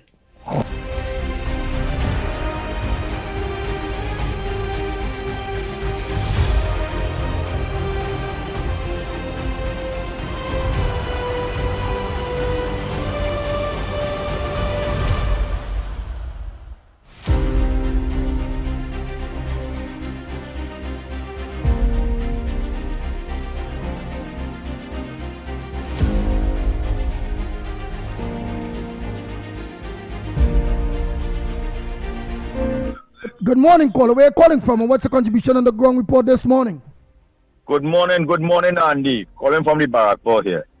Andy, I want to ask people a little question. If it is that your roof leaking and wetting your bed, you going to move your bed or you going to fix your roof? And this is the way how PNM governed this country for the last 10 years, and people have to understand that there was no improvement. So for the 10 years, your roof just keep leaking, and all you're doing is moving the bed right around the room. You have to fix your roof. And Barry Padarat understand that, what? If it is that you are in charge of an organization, and for 10 years, you have seen no improvement in that organization, and when you bring it, and the good thing is that with Padarat, Hurricane Padarat, is that he just tell you it in your face.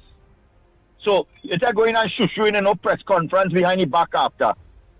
And it's no second-hand word. He's telling you, hey, you have failed in this organization for 10 years.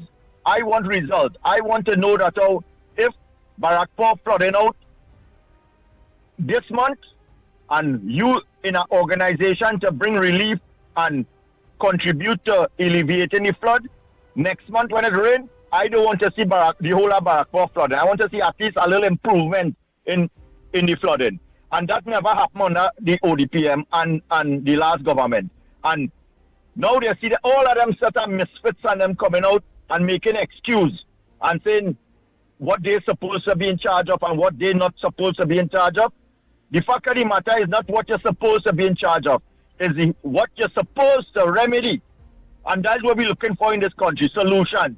So all them idiots and them who hold position, politically affiliated position, for the last 10 years, it's time you get them dinosaurs out of there.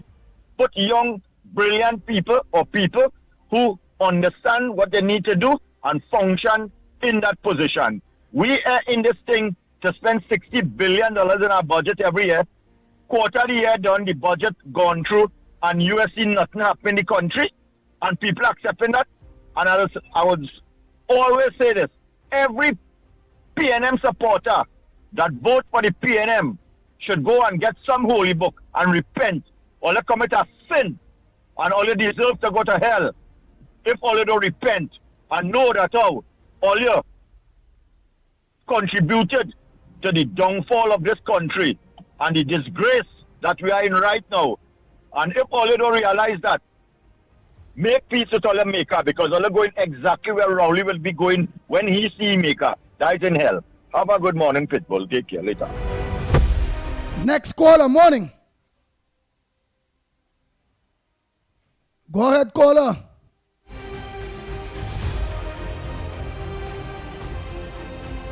I wanted to finish Miss Santa Cruz.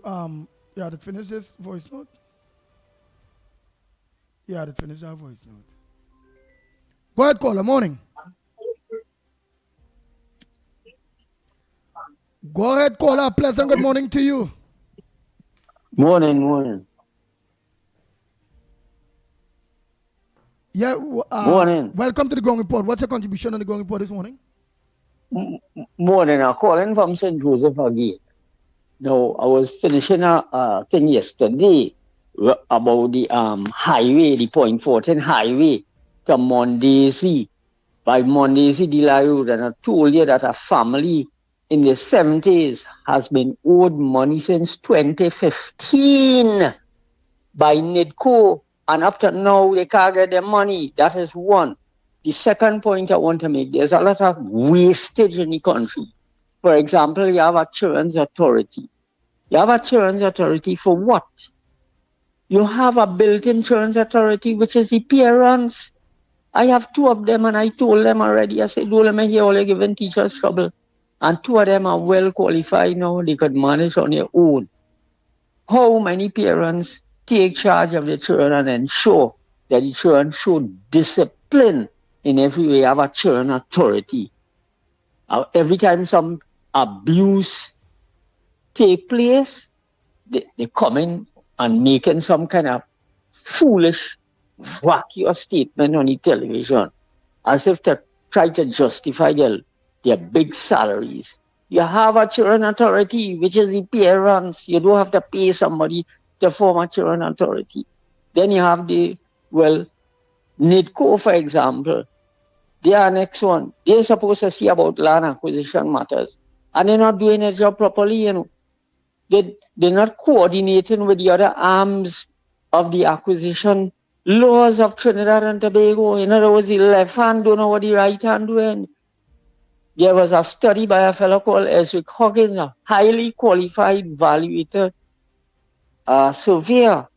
They did that in, I think it's 2014 to 2016. It is a UE-based study where they said lack of synergistic coordination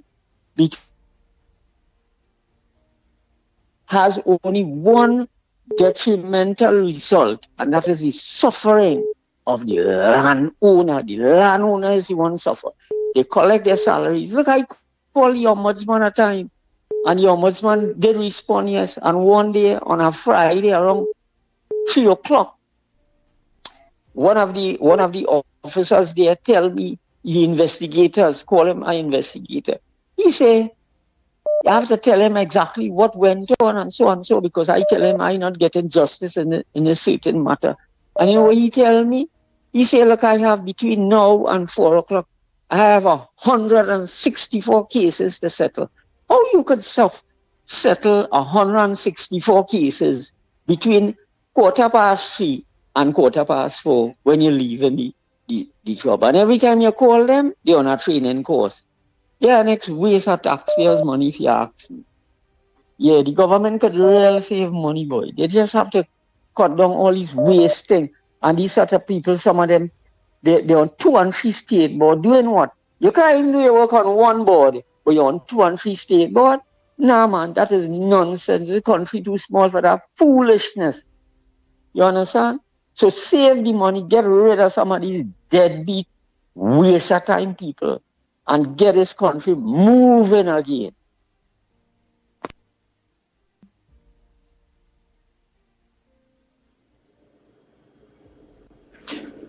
Good morning, Ground Report. Good morning, Mr. Andy.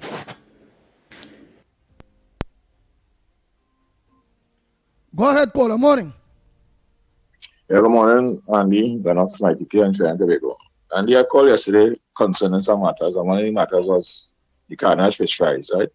And one minute, you bring it across. I can be stand corrected that, was a witch hunt, and the persons who occupied the booths, how we could get rid of them. That was never I don't know if my statement it was brought across in that way, but it's not all about that.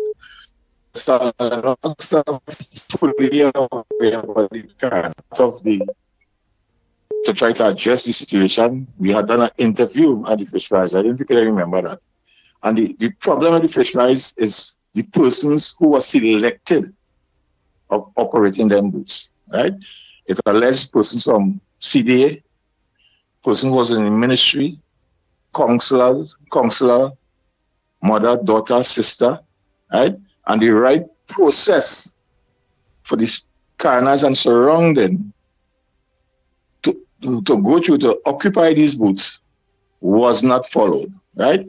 Mr. Lennox, we reached so fast sending to freedom of information, right? And Mr. Lennox are aware about the whole matter, right? And now it bring it across, like it was a witch. It's a witch hunt. And all we wanted was to find out is the names, right, of the persons who are occupying these booths, right? And I think we will continue the matter because new administration expressed and the media was involved, and I passed on the information to Mr. Lennox. When I went to the media, they said, Mr. Lennox speaks here political affiliation. And they reached so far that an investigation, they start to go to the PS, and they call us and tell us, no, take the matter to the freedom of information, and Mr. Lennox was a part of this. Mr. Lennox who do the freedom of information. Right? So yesterday I was kind of disturbed when we bring it across, like how we can get rid of the people, and they went, no, that is not the issue. The issue is that the nepotism that played off in the fish fries, right? And all we wanted was to get the list of the names of the person and what process they use, right? So I just want to address that matter, right? I don't know if he's in. I think I listened to the program this morning, and I don't think he coming out. So that are the issues, right? The nepotism under the PNM, right? Or the carnage fish fries. And the persons who were selected to operate these booths. And it wasn't fair for the people in carnage and surrounding. Locked on and listening.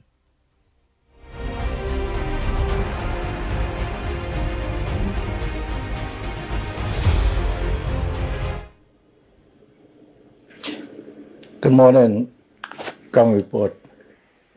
Good morning, Mr. Andy. I'm calling concerning a little issue I have. We're working by contractors since last year, October.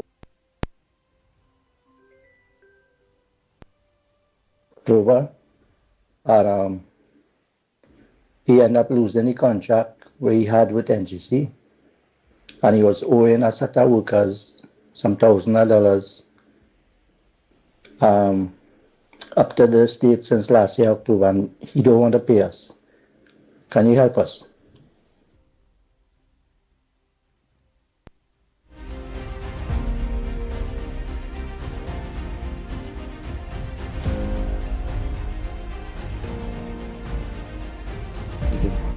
Andy, 10 years now, I'm begging for that for my house, boy. 10 years now. And we ain't at a fall. And my house can about 4 places now, boy. And you mean working away, boy. And I'm 64 years old, boy. And I'll be 65 years in October. And we go to fall and I beg me just on why Andy, boy. And I beg him for a gratitude, boy, Andy. Right? According to Mr. Barack, I had to move my bed. Every time we fall, I had to move my bed. And it's true. But they say this government thing, I ain't going to move my bed because I'm not going to have to be over my house. He come up with a business government and the UNC and the Kudutia family, I will get to build my house, Andy. All of our blessings and the Lennox, good morning. And to Mickie, good morning. Have a blessing, my brother. Andy, good morning. Kumoto here. Andy, what a problem. And it's going 3 months now with the people of Upper Bramble Trace, Kumoto. Does not get any water in our pipe. None whatsoever. We operate on a truck supply, right? My bill is paid. And Andy, I want Wassa to hear what I'm saying. Wassa, my bill is paid. Wassa workers getting paid. Andy, we need some water up at Bramble Trace, Kumoto, going 3 months now. Take care. Good morning, caller. Where are you calling from, or what's your contribution on the Ground Report this morning? Welcome to the Ground Report. What's your front burner? What's supposed to make news that not making news? Good morning, Ground Report. Here, Andy, Mickie, Lennox, and the family. I am calling on immediate dismissal of Rodney Smart, the man who is in charge of the ODPM. Because you can't tell me, from what I heard him make a statement last night on the news, when Barry Padaran, Minister of Public Utilities, criticized the ODPM for the lackluster way how they handle matters. We have spent millions and maybe $1 or $2 billion over the years since PNM is in power to do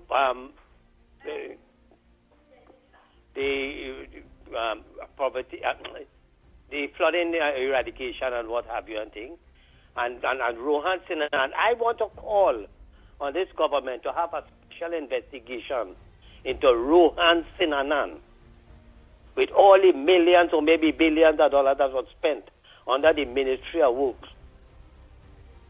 apart from the road work itself. But the money that they've been lying and telling people, they have been cleaning water courses and what have you and whatnot, resulting in flooding that is causing the people, the citizens, the pressure that they have to go through, that all their household appliances that run into millions of dollars, together with that, with the state resources that run into millions of dollars.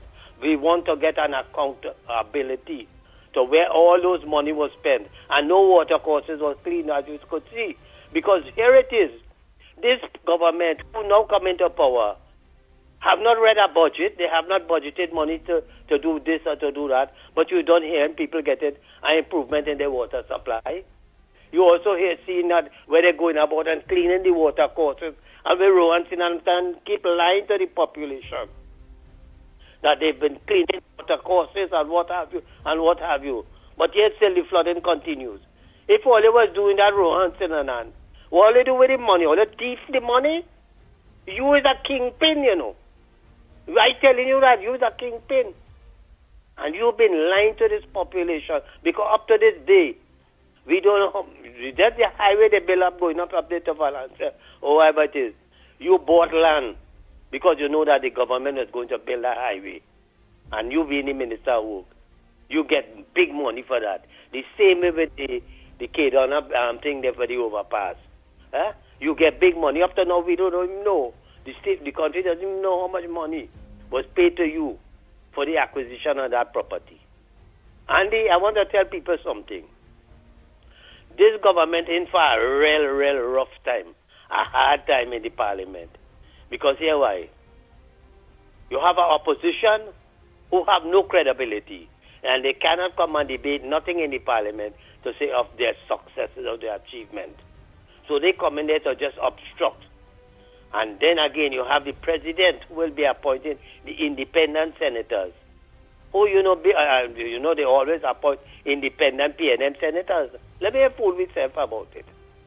So therefore, them coming there with one intention is to, according to Christine Kangalo, the president, to preach the gospel of the PNM. And with the gospel of the PNM is, corruption, non-performance and all kind of thing, and to obstruct this government. I want to draw reference to Faris Al-Rawi. Faris Al-Rawi, you keep lamenting and hitting the government. They make a false promise by telling the public citizens, those who paid property tax. Andy, are you hearing me? Hello? Hello? Hello?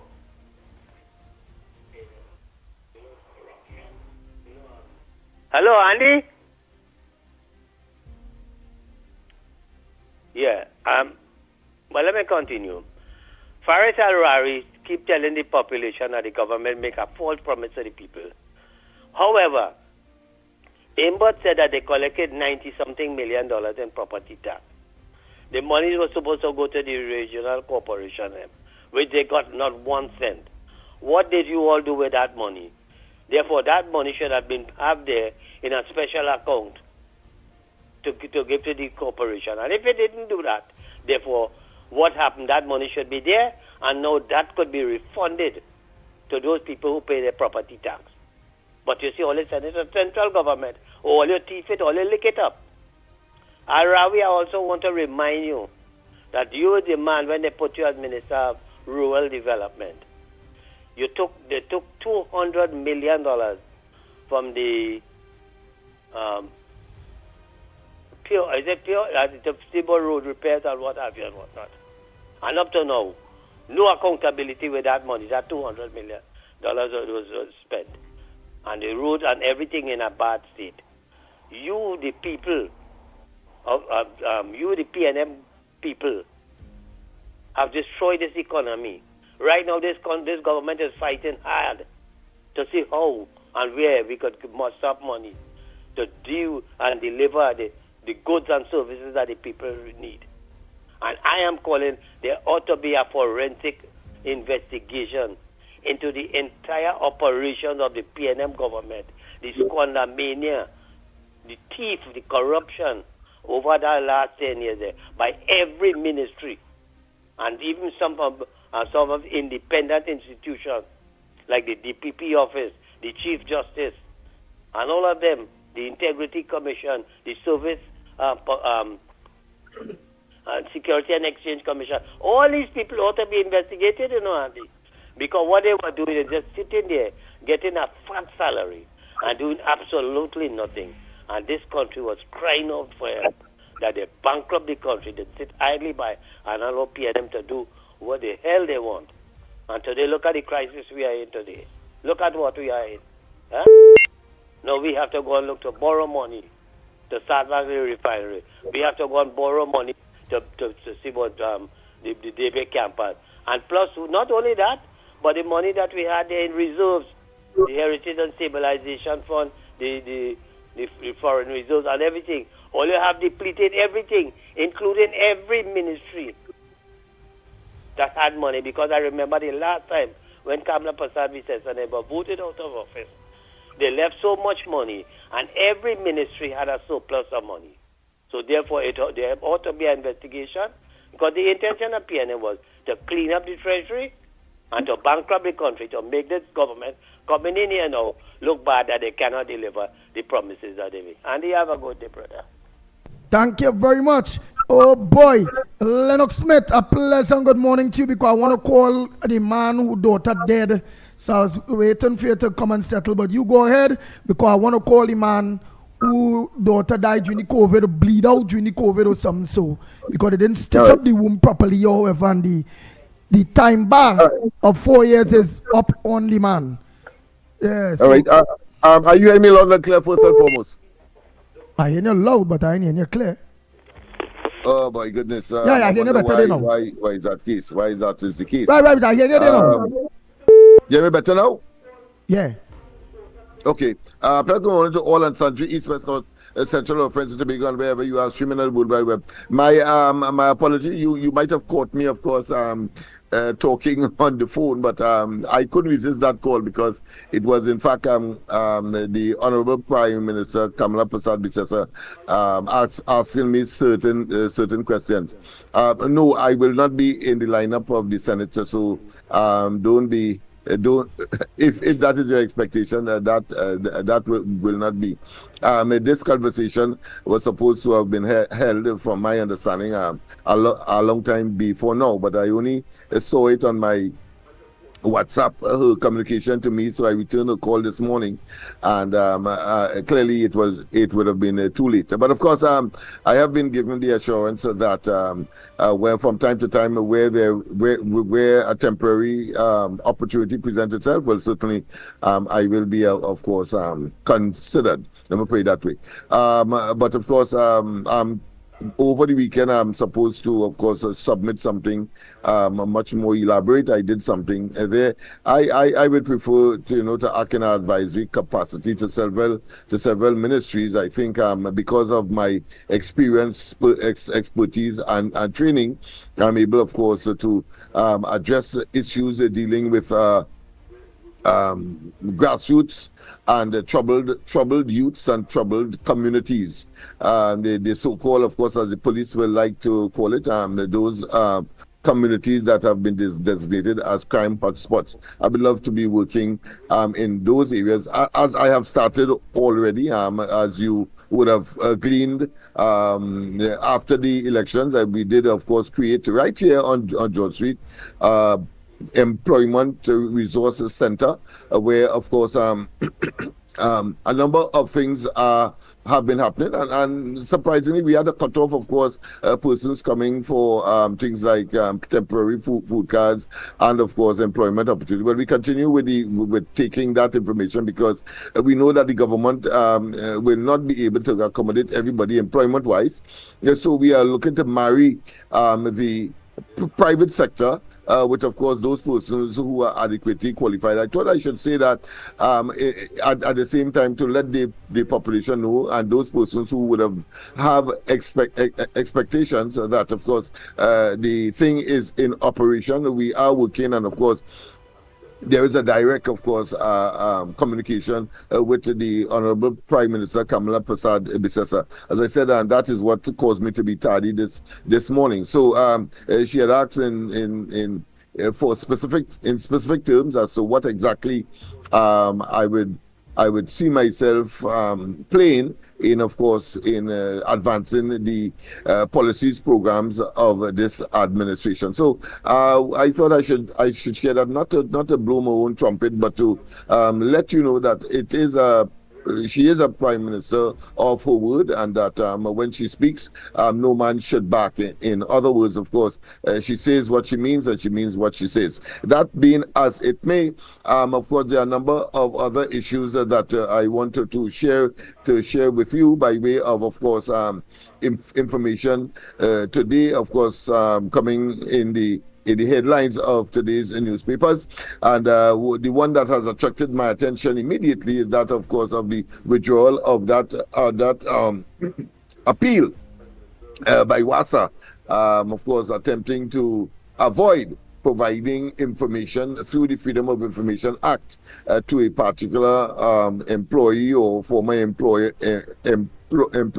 or someone that they employed, of course, to do an investigation inside of WASA, involving, of course, the former minister of WASA. That has responsibility for WASA, but the minister would have been, of course, Marvin Gonzalez, who was, of course, the Minister of Public Utilities. So let's be correct here in terms of and as far as possible explicit in what we projecting to the population this morning. Well, of course, essentially the court of first instance, who first is adjudicated over the matter, Miss Justice Kangaloo, she had said that, of course, there was nothing barring the WASA from, of course, providing the information via the application by that employee for information.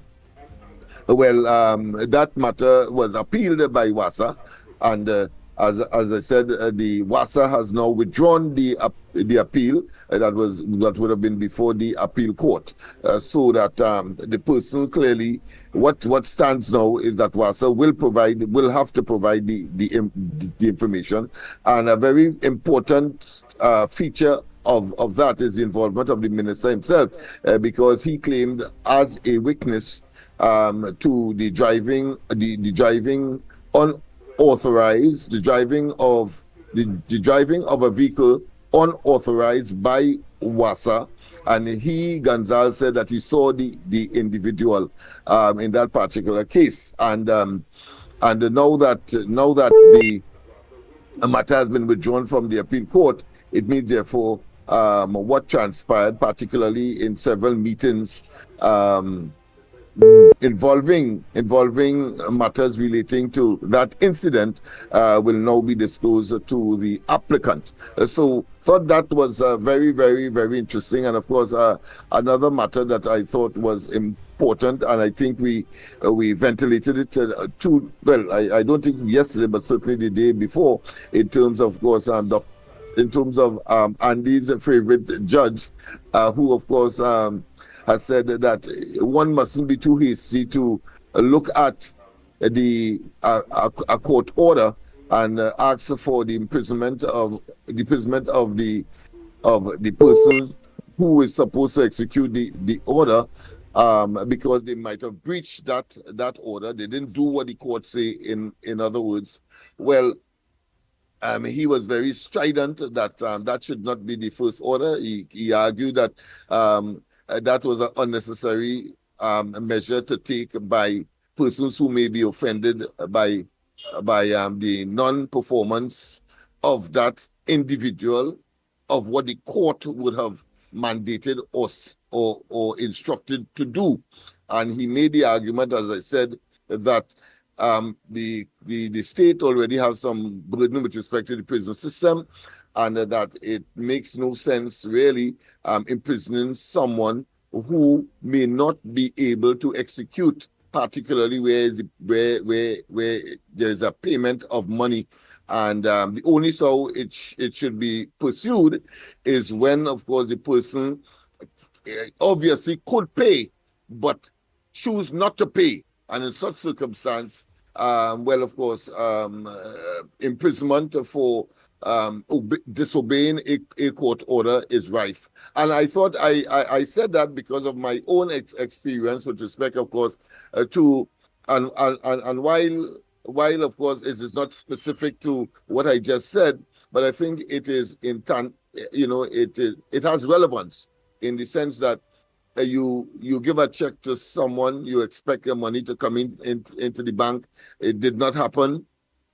The person on whom the check is made take action. The police comes in, embarrass, of course, the issuer of the check, and then of course it goes to the court. Because I had that as I said, I had that experience as well. But of course it was remedied by me paying ultimately the money, and therefore the matter died a natural death. But of course, I'm feeling it for the businessmen and they who would have legitimately felt that they would have gotten the money even though they issued a check, and at the time the money wasn't there. But let's say they issue a check to be cleared, let's say next at the end of the month, and when the person go to the bank, the check wasn't cleared for some reason, for one reason or another, but mainly because the businessman did not get the money into the bank on time or something popped up. But that doesn't mean that he didn't intend to pay.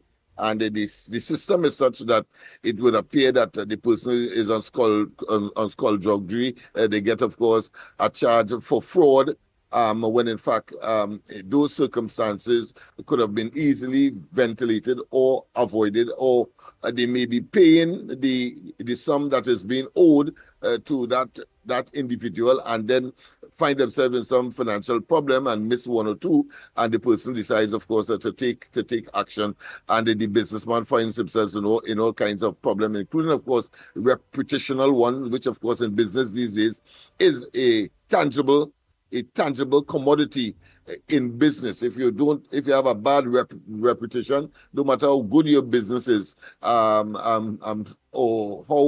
how essential these services, people are not going to gravitate, and therefore you lose customers and possibly your business. So I thought it was important, of course, to treat with that, and I want to thank, of course, the judge for, of course, why it's in a separate case altogether relating to court orders. Certainly, I can see that someone using that example in a case where, of course, a check may have bounced for one reason or another, reasonable reasons, but of course, action is being taken by the police, etc., to embarrass and, in effect, embarrassing that particular individual.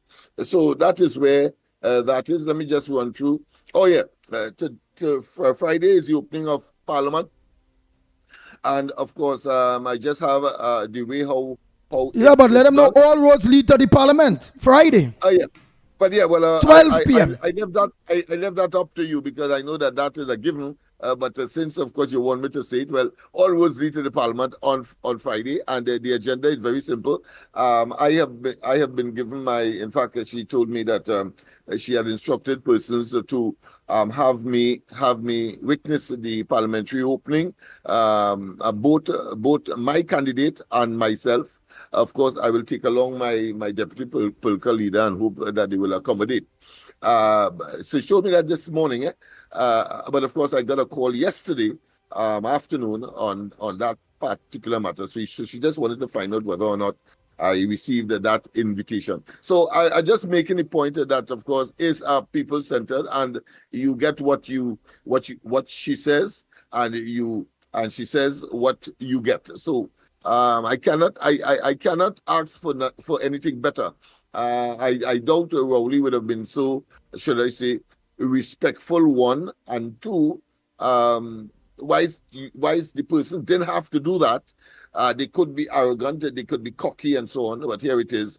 We have what I consider to be the epitome or the quintessential humility of a person that holds the highest executive office in the country, and I will really appreciate that. And that alone will allow me to work for free. I think I said that already. I'm prepared to work for free under once the UNC and of course in this case the coalition of interest is in office, and I too mean what I say and say what I mean. Andy would have known when, of course, I rejected in 2010 a whole CPEP contract possibility for someone, simply because I stood on principle on that occasion. Whether I'm going to get rich or not is irrelevant to me. The thing is about serving the people, because there are people who, in spite of with the position that I may be in pecuniary, meaning that, of course,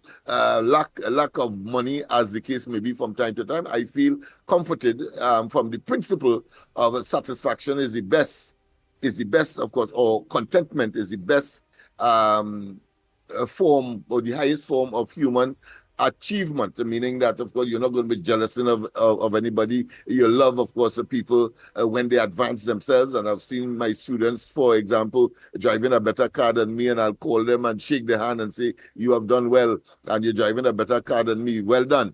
That is the kind of individual you are talking about. Whether that is rare or not, that is irrelevant to me. That is Lennox Smith, and that is how I will be. And I'm too old now to change. That being as it may, of course, what is the agenda on Friday? Well, the Parliament will convene, but there are several house matters that has to be dealt with. Let me just go down. Let me just put it in chronological order. The House of Representatives and Senate will meet separately in their respective chambers. So that's the first thing that will happen. That will happen or just before 1 or just after 1, because at 1:30 the plenary session, both houses will meet, where the president will then address both houses. But let's go down the line. That's why I tell them make sure reach for 12. Reach there for 12, because people will be coming in. All the MPs and senators will be coming in by all 11, 12 o'clock. Very good. Walking in there. Good. Even if we didn't know that was a very good intuitive recommendation that you made, Andy, and people have to thank you for that. I thank you for that as well, because I thought that everybody was just going to, but I want to know, and you don't know exactly who is senator, as the case may be. So with this piece of information here, I'm sure everybody will now be guided as to what the process is. So both houses will meet separately. They will have the various procedure. Let me just go down the list. The Parliament channel, of course, will be convening, or should I say, transmitting information from about 1:15 p.m. And then, of course, at precisely 1:30, the clerk of each chamber will read the proclamation. So that is when the both houses, I suppose, will meet. I'll tell you what happens when both houses meet in separation or in separate chamber. The national anthem will be played. But to be fair to the, you have to do my favor, to be fair to the fellow who lost his daughter, saying yesterday was to do the interview. And I told him today for sure for 8 o'clock. We done already past 8 o'clock. Go ahead, because we have time. If he's there, go ahead. I have no difficulty, because we can always say this, because this incident is Friday. Yes. So let me just. So if you have him online, I was. Until you got through. So I'll pause until that time. Oh boy! So you get call from the Prime Minister. Yes, boy. That is very good. Very good. Yeah. Nice. I'm calling the man there now.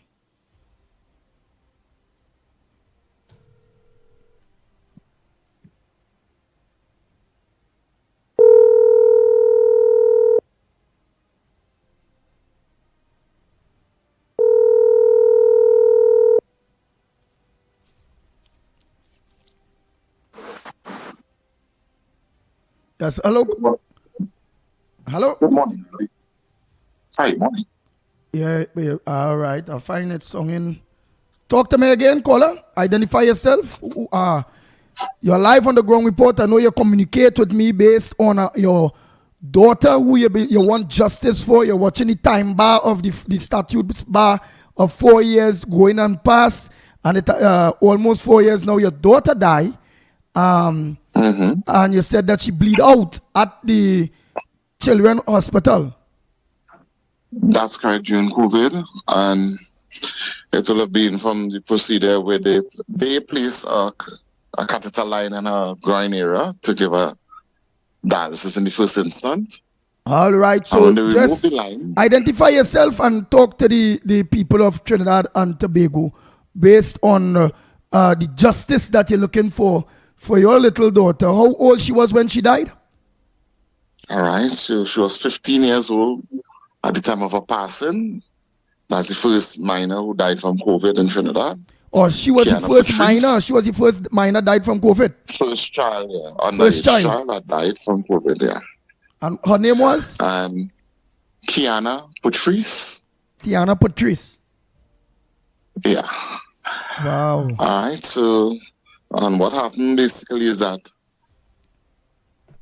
the reports that the doctors presented as to her cause of death, and they left out a whole lot of things that did not cover what really happened. So they just identified that the fact that she was a COVID patient, a patient with COVID who had comorbidities, which was end-stage kidney failure, and she had a history of renal failure, and that's basically the cause of that they put on the official thing. But what she died from is that you place a medical line into her for dialysis. You take it out and did not stitch it up. Then stitch the wound, send her up to the ward, and within 3 hours of doing so, she started to bleed out for at least almost 4 to 5 hours. And while she's on the bed, being given back blood products to build back her blood because the amount of blood she left, she lost at the time. As soon as the product, which is FFP, a very cool thick plasma, being pumped into her, which should have gone through a regular IV line over 4 hours based on the medical report. They couldn't find a vein big enough to put it in because of the loss of blood. So they used the dialysis line that is in her neck, the last line that they put in her neck. They use that, which is a bigger line, and more of the product is going to go in through that and faster. So as soon as they put on the switch to have the pump start to pump it into her, she instantaneously started to be what you call overloaded. So it's a cold product running through her body that is not warmed, because of lack of blood in it. So you have something cold being pumped into somebody's veins. And the child was asleep while you're doing it. And she started to bawl and scream as soon as they started going to her. I'm begging to the doctors to stop it, let the child settle down. And they refused to stop it. Even as she started having seizures from it. I pleaded again, could you stop it now? She's having seizures. They asked me how I know she's having a seizure. So the 2 doctors are watching a patient having convulsions in a bed, eyes rolling up and down in the head, and they're asking the guardian of the child, how you know they're having a seizure? The very moment they're asking me that, a 3rd doctor walked into the room, an Indian doctor with a black hijab on her head, talking to another doctor on the phone. I'm assuming it's a doctor because the person is telling the person on the phone the patient is having seizures. Walked around, the 2 doctors go to the other side of the bed and giving the information to the person on the phone, the heart rate, the pulse rate on the monitor next to her that is hooked up to her. And when she started to walk away from the bed, my daughter came out of the seizure and started to bawl along the place. I am hearing this doctor telling the person on the phone, the noise that you're hearing is the patient bawling. And she left the room. When I turned to the two doctors who still stood at the side of the bed, could you please stop that from going into the child? They put up their hand, one of them put up their hands in the head and said that. And they answered that, I don't know we don't know how again to do for her. We are not pediatric doctors. And they stood there talking amongst themselves while my daughter is screaming to the top of her voice. I had the ability, time to go through the Lord's Prayer with my daughter while she's bawling in my head. Because all this time she has not opened her eyes. And I'm praying with her, saying the Lord's Prayer. And they just stood up there talking amongst themselves. And after completing the prayer, my daughter started gasping for breath. And when, after the second gasp for breath, I turned to them and tell them, could you check and see if she need oxygen?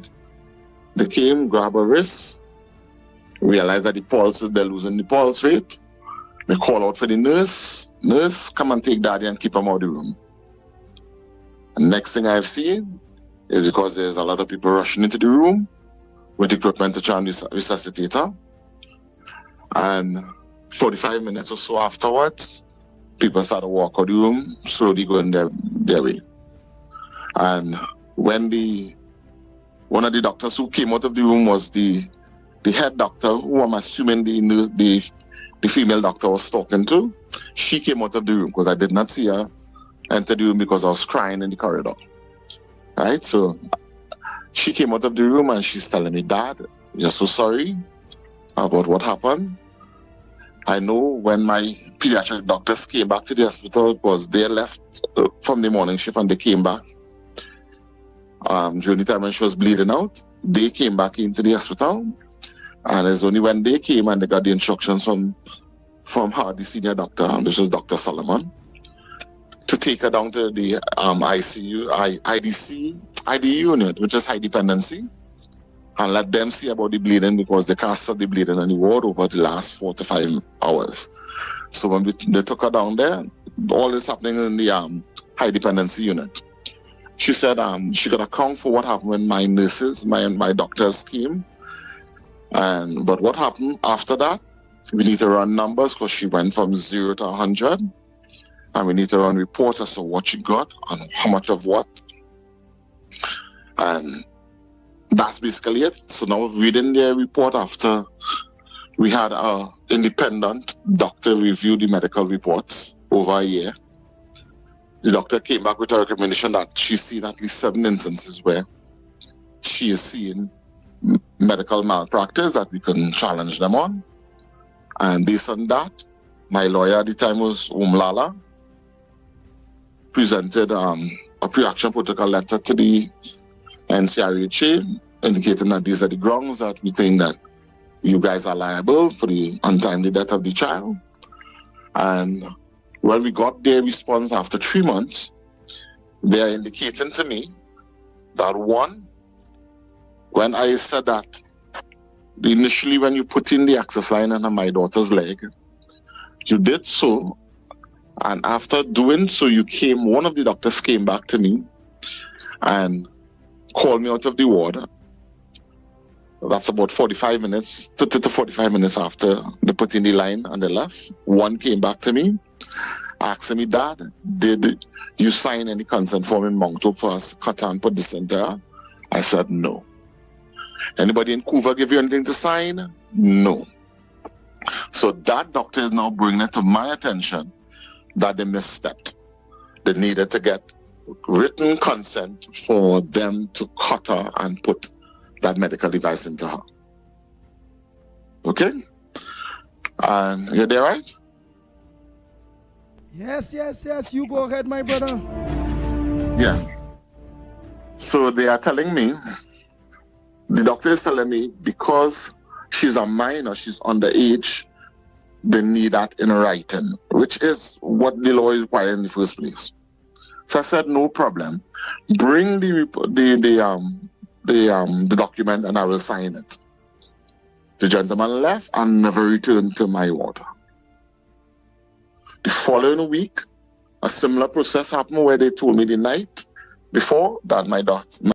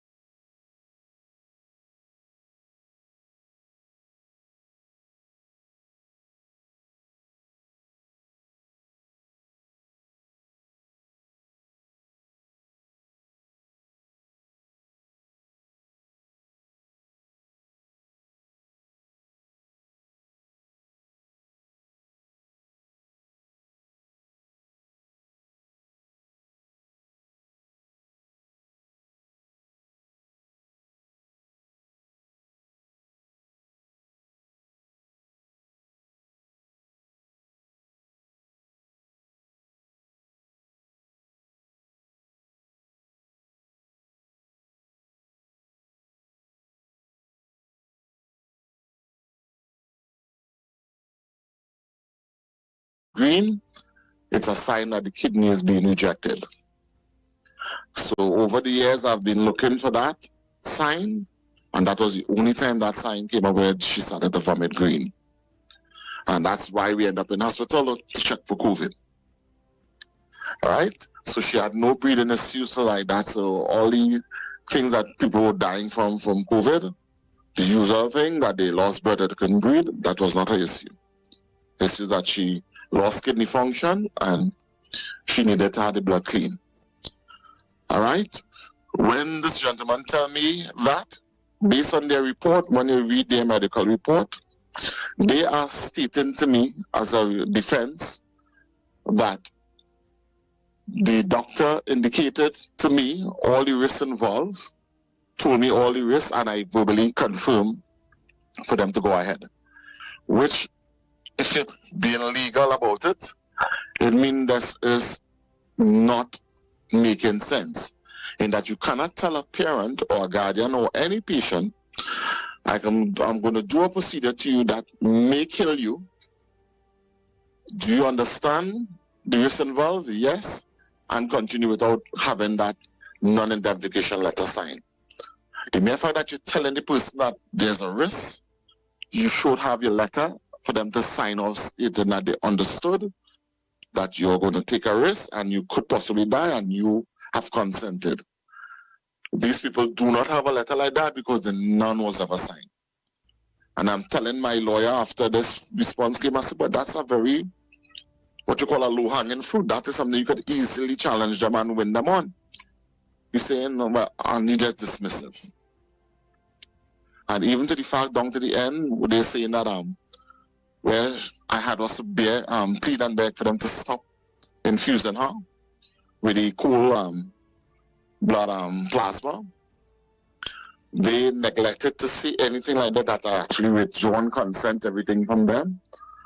Because as the guardian of the child, if I tell the person that the child is in discomfort and I want you to stop it, I am the legal guardian and they're supposed to follow my instructions and stop it right away. And they failed to do so on multiple occasions, and they just left the coal product being pumped into my daughter's body, which had little blood in it, which means that the coal product will have been sending the child into this state. And of course, she's not conscious, she wasn't up when you're doing it, she's not aware of what was going on, so she was more panicked than anything else while she was screaming in agony, and you're listening, watching this child and refused to stop it, and then turned around and lied and said on the medical report now that having stopped the bleeding when she came to the ward, you got a care plan for her, which means that she's supposed to get this cool blood product over a 4-hour period, and every 2 hours she's supposed to be monitored for the signs of rejection or bad reaction to it or being overloaded, and stop it immediately if that happens, and give her Claritin and some chloroform long weed to arrest the situation and stop the shock that she's in. Right?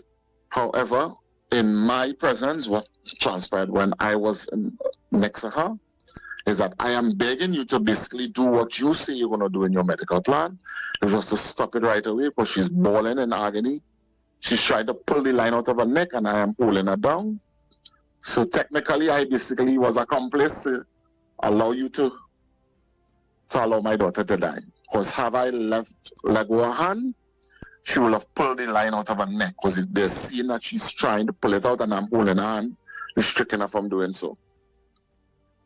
So had I let go of her, she would have pulled out the line out of her neck and would have been bleeding out on the neck this time, and your product would have been spraying all over the ground. But because I know she is in the ward there, because she was bleeding out on her leg, I decided not to let her go and continue holding her down, begging her to stop while she's bawling and screaming in agony. And these two doctors have basically said that as soon as she started having seizures, they stopped it immediately, and they gave her the Claritin and the chloroform, and they ordered brain scan, CT scan for her, and they did their best. They never indicated that this happened over a prolonged period of time, and I am begging them to stop it, and they refused to stop it. They didn't indicate that, which basically would have shown that they are liable for the child's death had they done so. So I could understand they wanted to lie. But because of the fact that they did so, that they lied about what transpired, every single lawyer that I've had reviewed the case, which is Umalala, Prakash Ramada, and I had at one point this gentleman from Tobago, Martin George, but he was just charging fees from up front for everything, just talk to me, was fees just to read a file, was fees, so I stopped. And all these lawyers are stating that I don't have a case simply because the doctors misrepresented what actually happened. And again, June of this year, the 24th of June, is the 4-year anniversary of her death. And if I don't bring this case to the court, I am not going to be able to bring back the matter to the court for any kind of redress into the future. And since the beginning of the year, I've been communicating with the former AGs, which is Mr. Amor, Regiment Amor, sent emails, made phone calls to the office, unsuccessfully reaching out to any one of them. The secretary said that he got the email, it's printed on his desk, he have not assigned it to a lawyer to have the matter investigated. He's now resigned and left. Camille Robinson came in. I repeated the process again. I went to the AG's office a couple of times and keep being told to hold on for someone to call. Someone call, and that has not happened. Of course, they are voted out of office. There's a brand new AG. Send back the information again. Still waiting for someone to call me to at least investigate the claim that I'm making and have the doctors who presented the reports to come in and at least have this thing properly vetted, because somebody is lying. And that based on the lie, I'm being denied justice and the ability to challenge the doctors in the courts. So at this time, I don't have anyone in my corner legally to represent me or to go this stage, because even at this stage, it should be done with a lawyer involved, but all the lawyers seem to think that it's an uphill battle, and it's a matter that is going to be very difficult to prove, of course, because if they're relying on the doctors as reports on it, obviously it's going to be my word against them, and apparently in Trinidad and Tobago, doctors don't lie. All right, we understand. Lennox Smith, so the former AGs and them, and that is so what? For they to organize and start an investigation into it? And besides that... So basically the AG's office is who defending the NCRHs. They defend all government agencies. So instead of running an investigation where a past patient is claiming that these things happened in front of his face, in his presence, you strictly relied on the fact that your doctors just simply said, this is what happened, left out a whole bunch of information that could show that they were negligent, and just go with a sanitized version of what happened, that she was in seizures, they stop it immediately, they give her this, they give her that, and she died. Wow. All right, so Lennox Smith, most lawyers are telling him that, because we get the drift, most lawyers are telling him, Lennox Smith, that waste of time is not a case that he could win. The time bar is June, coming the 23rd of June. The 24th of June. And all he wants is justice for the negligence of his daughter. With your little understanding where he stands. Unmute your mic.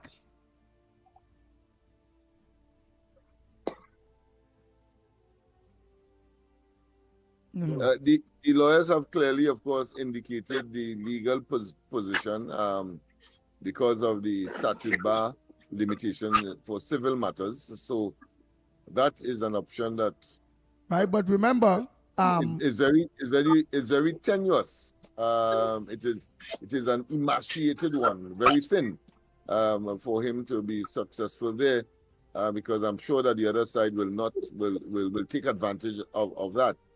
And the one that is probably open to him that may create some kind of relief for him is, of course, approaching the government itself via the minister, bring the matter to the attention of the minister, and see whether or not some kind of consideration will be given. Something similar to that of, let's say, those persons who died in that tragic in the industrial matter, in that pipe owned by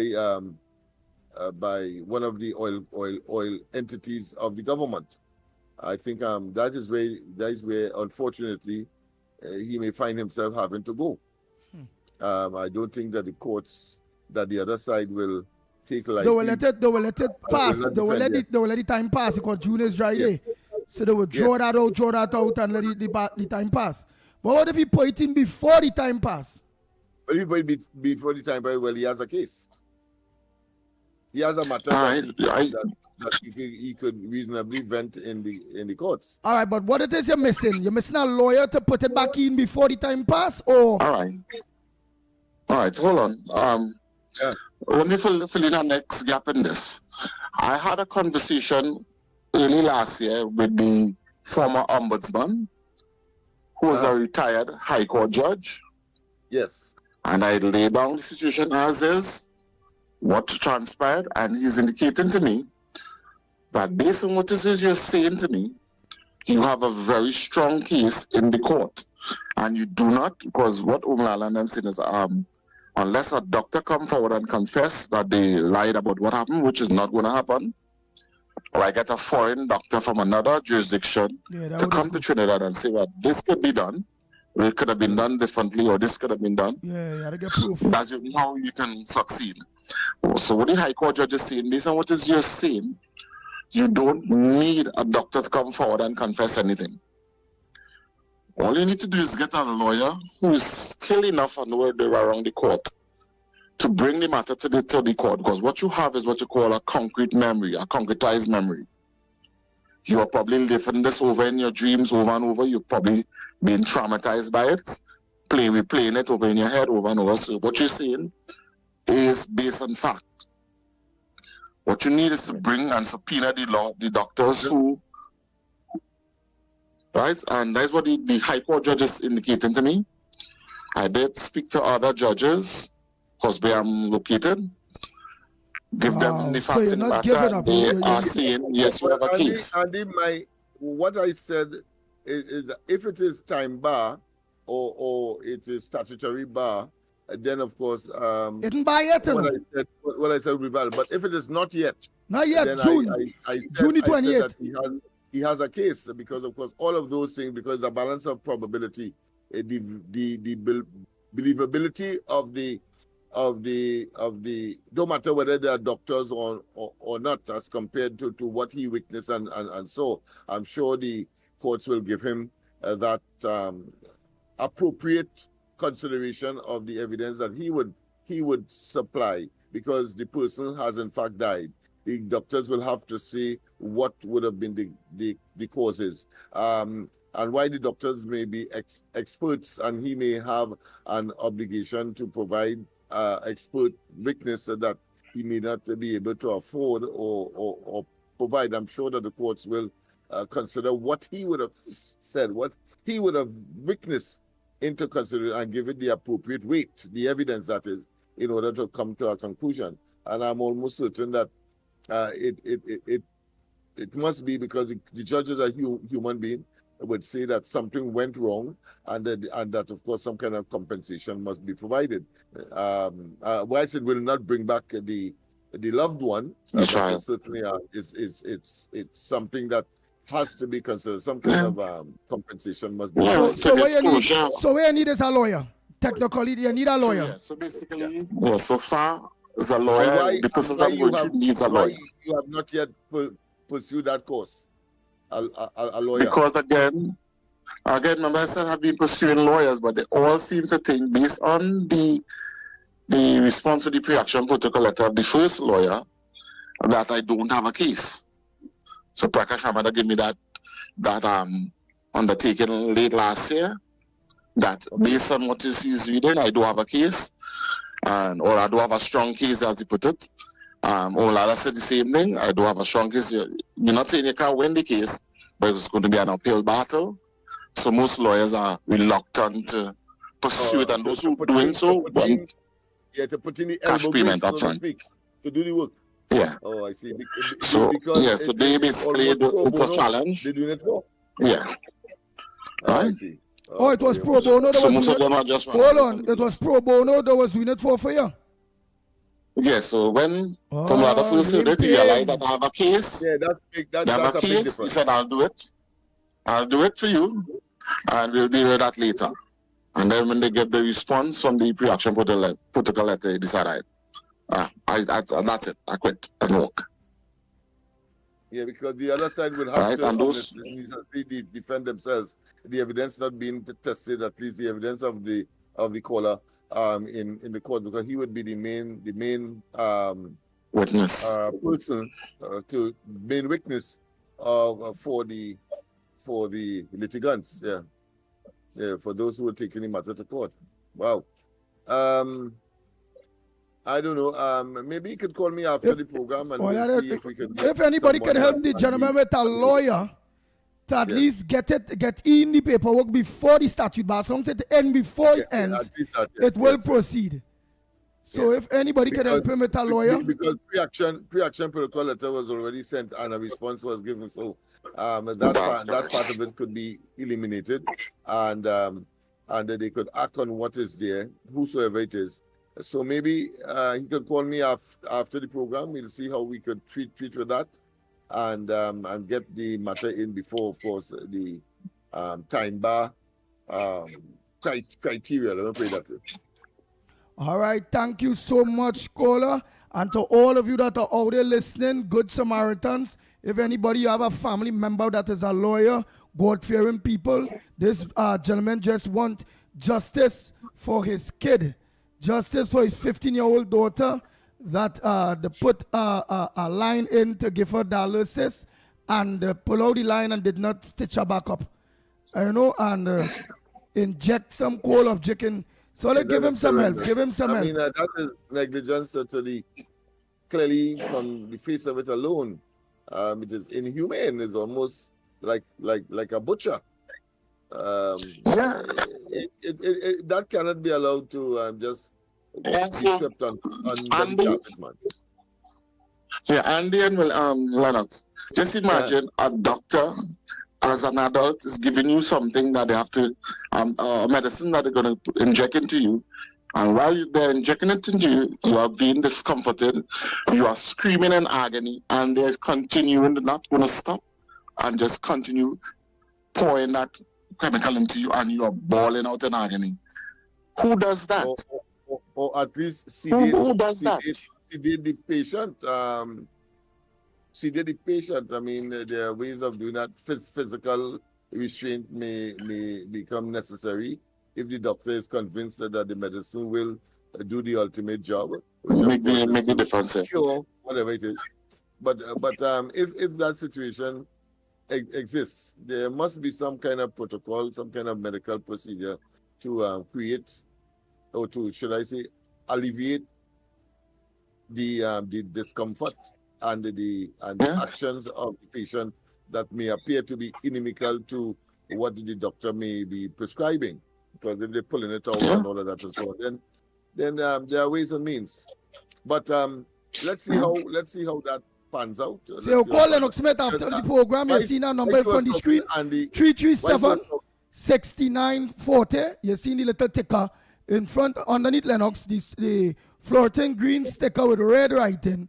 337-6940. Call Lennox Smith after the program, right? And anybody that do you have a phone number that you'll want to give out in case you have a lawyer or somebody that can help you to get a lawyer, so they'll be able to call you? Give them your number, please. Yeah, Sure. we appreciate that as I well. can You be could phone me as well contacted. and probably provide that information. And if you are a Yes. lawyer and you have listened to this a very tragic case, you may want, of course, to make an intervention in the interest of justice. Well, certainly, of course, I will be only too glad to convey same to this very unfortunate victim of that horrendous situation. As Yeah, what's your described phone by him. number? You know, there are always two sides to a story. So let me I say, can as described by reach. you. I can All right, reach then, on thanks very much. 338 3110. Oh, yeah. Give them your number as well. Yeah. 338 3110. Right. Andy, you got that? 338-3110.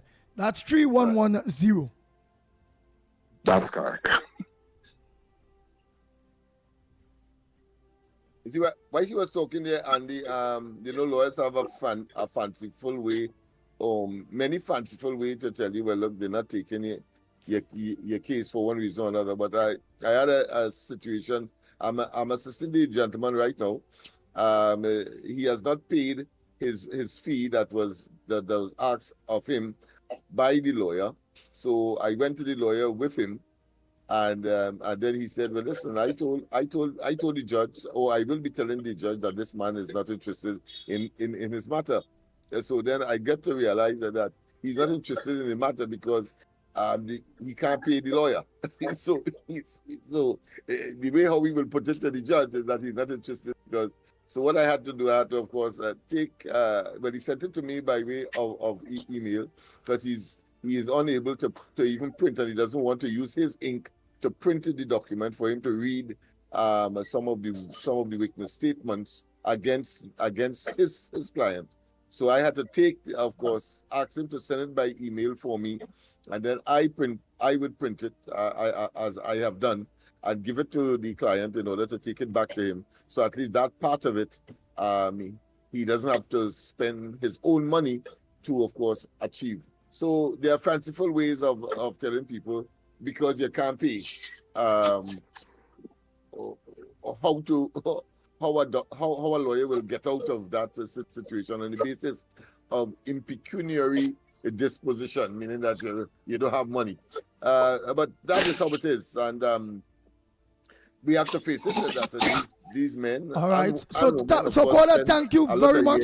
Studying, and they want compensation for their time because that is what lawyers is all about. Knowledge and time is of vital importance, and so you can't vex with them. But where you have those who have taken the time, and I could call some, even Anand Ram Nogan, and of course Ramdeen, Ramesh Maraj, etc. In spite of their popularity and their success, they still find time, of course, to treat with matters that they consider to be important, especially in circumstances where people may not be financially adequate in order to, of course, pursue such litigations. So I'm sure that with the airing on the ground report, somebody will come forth, whether it's lawyer or a good Samaritan who may be able to make some kind of recommendation. All right, thanks very much, sir. Oh, he's gone? Yeah. Morning, nobody here. So, real quick, here's what I suggest the guy does regarding his daughter. The case of his daughter. You need evidence. Your word is not going to be enough.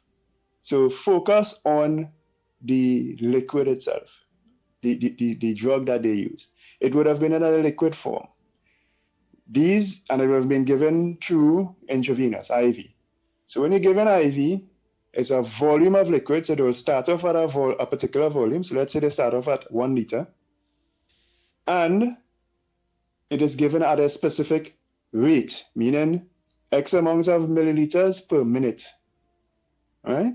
Now, your argument is, early in the administration of the drug, you realized that she was having a reaction. And you would have specified what you saw. You saw a seizure, you saw this, you saw that. Okay? They would have said, their counter argument is that as soon as that reaction was seen, Just like you saw it, they saw it, they reacted, stopped the procedure, and gave the medicine and so on to the person, okay? To counter the allergic reaction, right? It's more or less anaphylaxis, I think, happened to her, right? But your argument is that, no, they continued. Despite you realizing something's wrong and asking them to, they continued. And they continued for, well, you could give them your testimony, how long you think they continued for. Let's say you say they continued for another 15 minutes. They say, no, we stopped immediately once the father and us realized something was wrong, we stopped immediately. You are saying, no, they kept going for 15 minutes or whatever it was. The volume of the drug remaining in the bag is your evidence. Because again, there's a volume, there's a rate it's being given at. If they are saying they stopped immediately, it will have more remaining in the bag. You'll be able to very easily calculate how much was used in a given time. Bam. You would get your answer in time there. If you are in volume remaining in the bag, you are saying it continued longer, it will have less volume. And it will be very easy to calculate that. How much of the drug remained. And they are supposed to record that. If they don't have a record of that, so if they have a record of it, there's your evidence. If they don't have a record of it, that is also evidence. That is now a question of negligence. That is where either medical records are being doctored or not being recorded, which is another kettle of fish. Okay? That's a humble suggestion. Your word is not enough. Yet the evidence, I think the evidence is the volume of the liquid that was used across time. That's your hard evidence. So push for that. Get a lawyer who would push for that, getting that evidence in hand. Well, clearly that ought to be the case. But the first thing you have to get is a lawyer to consider those areas, because I'm sure that would have been some of the consideration of a lawyer that is prepared to put in the hard work. And as he rightly said, but as he has told us that there, and of course one of whose reputation I cannot question, but told him that he doesn't have a case. However, of course, he went to the ombudsman, and the ombudsman said something of a different nature. But of course, that is dependent on whether or not his version of the events was in fact so. But I still believe that the outcome could be the adjudicator, the judge, or the jury. I think he should take the risk. I think he has more to gain than lose, and of course, public interest in these matters, I think, will also be on his side in terms of pursuing the matter to its natural conclusion in the courts of the country. So he has to get over the hurdle of making sure that he files before the statute bar, and then of course getting a lawyer to look, among other things, that which of course was just mentioned by our good friend who comments on matters of this nature. So that's that. As I was making the point before, that here it is, you have lawyers not wanting to take a case because you can't pay. So, and I like the term he uses, this man is not interested. And he's telling, of course, a subliminal for us, but of course, a very, very pellucid to the judge, that the man ain't want to pay me. So therefore, of course, I cannot pursue his matter. And of course, in that case, justice will not be served. But of course, the lawyer has his right to be paid for the services that he provides. Otherwise, it makes no sense that he being a lawyer, because he has to put food on the table like everybody else. So that's the situation there with that. Go ahead, could I next get caller. back to the Oh, I see Mikey is here, but can I get back to the Mikey there? what will happen on Friday, or Mikey will want to make an intervention? Yeah, I don't know. Mikey. A Hey, pleasant good morning. good morning, my brothers. Loud and clear? Loud and clear. Yes, loud and clear, my friend. Yes. Yes. I love that shit, boy, Lennox. Boy, the Black Magnum PI, boy. Hey, my brother Andy Pitbull Williams, what's going on, my brothers? Lennox, tell us, please, Friday. Let people know just how important it is and what does it mean. I believe it's the 13th Parliament sitting. Yes, The yes, 13th? it is. Right, Yeah, the yes. 13th. Very important. Yes, indeed. Of course, the agenda of the day will include. It's not just the coming together of both houses, but there's some foreplay, so to speak, before all of that happens. So the House of Representatives and Senate will meet separately in their respective chambers. So that's the first thing will happen on that day, long before the 1:30, when of course both of them are expected to be in one chamber. Usually where the the House of Representatives sits, and of course the president will then address them. So Parliament channels will cover the matter from about 1:15. At precisely 1:30, the clerk in each chamber will read the proclamation. Then of course the national anthem will be played in each chamber. After that, of course, the proclamation, of course, saying that the sitting is in operation, etc.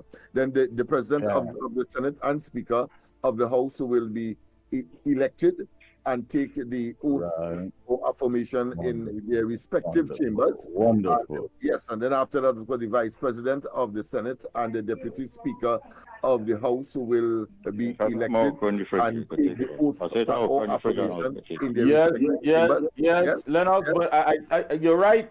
You're giving us it ball by ball, step by step. But I think what is mostly important is that the people who are going to be there tomorrow in their numbers, this is what we stood up for. This is what we've been asking for from day one, of course, that we restore good governance to Trinidad and Tobago.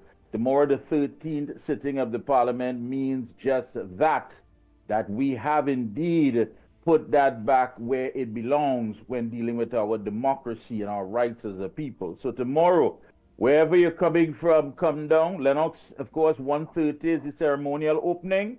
Yes, 1:30. And of course, I think what is vital as well, I think people should know what really happens, because sometimes you're puzzled and you go there and you are ignorant as to what is happening. Well, the presiding officer of each chamber will announce at some point in time that Her Excellency wishes, of course, to address both houses of Parliament, and then, of course, they will proceed. The presiding officers will proceed to Abercrombie Street, so that's just outside on the eastern side of the Parliament, to await the arrival of Her Excellency. So both the president as well as the speaker, who would have been elected previously on the same day, just before, members of the Senate will make their way to the House of Representatives, and then Her Excellency will arrive and inspect the guard of honor assembled on Abercrombie Street, and then Her Excellency will enter the Parliament building and shortly thereafter proceed to the House. To the House chamber, that is the lower House chamber, that is. That's right. Yes, Her Excellency will address the members of both houses of Parliament. So that's the plenary session we talked about earlier.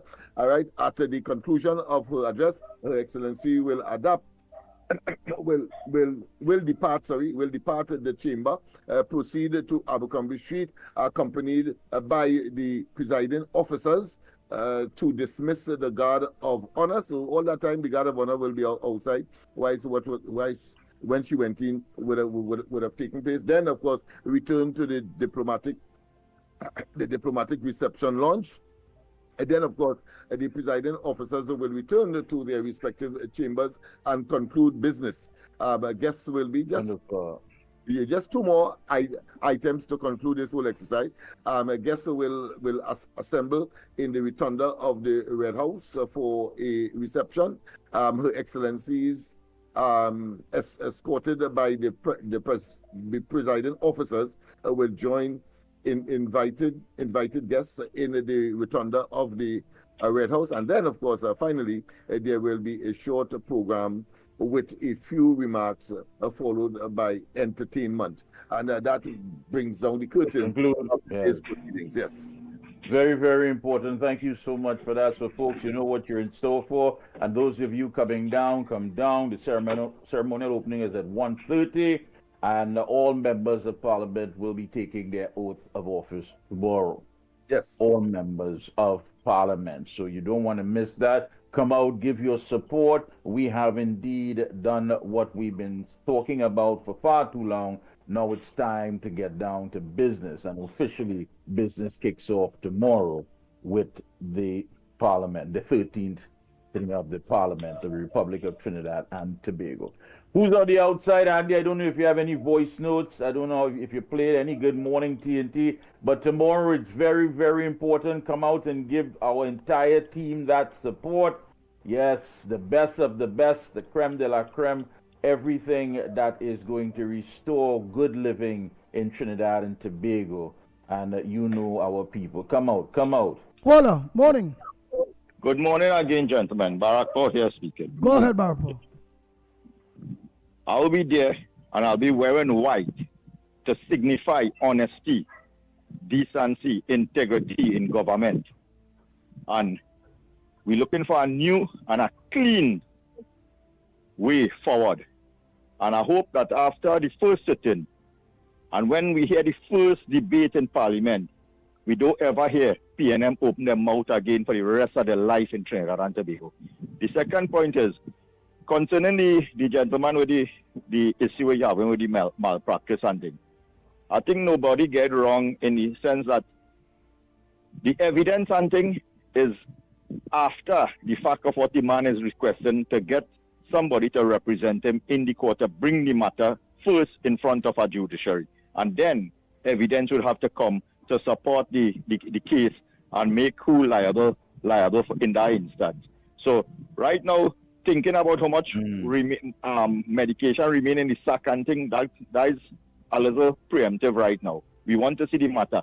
But the whole thing about this whole scenario, especially in Trinidad, you see this thing where we already talk about the Cosa Nostra, we have to take care of each other. That's what is happening in that same circles. Somebody go be doing something, and as soon as a few phone call make, they go say, hey, you know, that is so-and-so sister and this one daughter, them went SAGs together, or they went Benedicts together and them kind of thing. And then you go see the same lawyer who was representing you decide now that, boy, you know, better we settle this thing outside, or that's how it is working in Trinidad. I closely aligned to the medical system in the country, and I could tell you, it have plenty issues like this. As soon as you see you decide that's how you're bringing up in front of a magistrate, and everybody agree, then you'll hear the phone calls that they make. This one, you know, that one mother from the grandfather side and all this kind of thing. Because remember, it's Trinidad and Tobago. And then you'll hear a different story now. And especially if you don't have money and you don't have a real representative in this country, you're in real trouble. So I hope something works out for the gentleman. But like I just said, you have to get somebody to bring it to the judicial system first before we talk about getting the evidence to make the prosecution. So have a good morning, gentlemen. I'll see you all here tomorrow. I have an old bottle of Old Pa home. It have a little moss in it, about 15 years old. I wonder if to walk with that and some glass, boy, because this is a momentous day for us in Trinidad and Tobago. You know. And Lennox, like he and Alwari went in Macy's and shop, or that shirt looking like one of the shirt where Alwari is wearing pants, you know. Yeah. I don't watch him, you know. We have to watch him closely. Have a good morning, gentlemen. Take care. Tomorrow. I tell you, when the money is there, and sitting in a mansion, you had to look, you know. The black Magnum PI was. Yeah, and we have over there, we have. Morning over here. So again, my argument is you need evidence. A lawyer responds to instruction. If you, as a client, are pushing a line along testimony, you know, he's not going to want to pursue the case. As well as don't presume that lawyers know everything, or that lawyers. So a lawyer may not understand the argument I just put up there regarding using evidence of the remaining volume.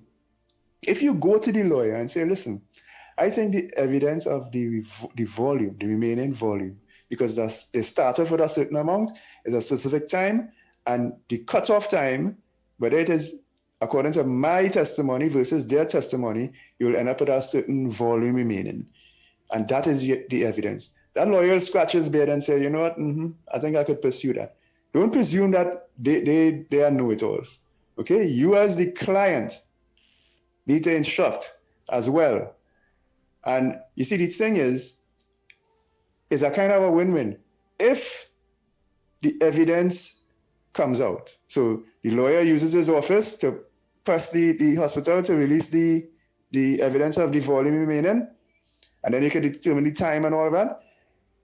If the evidence comes out that, hey, you know what, they went much longer than they said they did, well, there's your case. If the evidence does not come out, meaning they hide it, or it was never recorded, that now is a criminal matter, because they are supposed to record something like that, how much of a particular drug was actually used.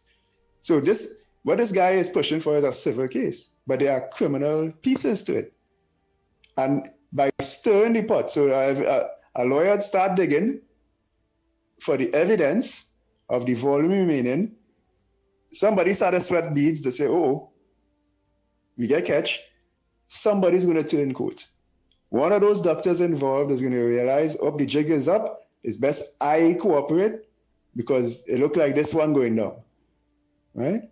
But you need to stir the pot. And I believe the key thing here, the point of evidence that can work, is that volume of liquid remaining. That is supposed to be recorded somewhere. And if it isn't, is a problem. If it is a problem. And if it isn't, is a problem too for the hospital. And otherwise, it will be I think, the evidence for the father's case. Yeah, good morning to the government court crew and the Lennox and Mickie. I just have a problem here. I would like to ask Lennox to check for me, please. When Salam investigated Mr. Ember to the National Insurance money, the amount of money, I want to know if he put it back in the PNM government, put back that money. Is that because that is the cause that people cannot get the National Insurance money after applying for so long? I mean, a lot of people are applying for their money and cannot get it.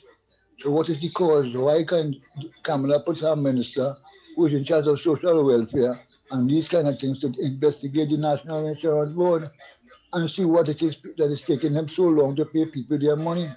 Is it because Mr. Imbut take how much millions of dollars, 40 and change $1 million out of the National Insurance money? Let us know that is people's money that was there, and we would like to know what is happening with it, because some of us are already dependent on that National Insurance money. You understand? Because there's money that they put aside there that if they want to, they don't hesitate with the pension already. You understand? Tell us about our National Insurance money.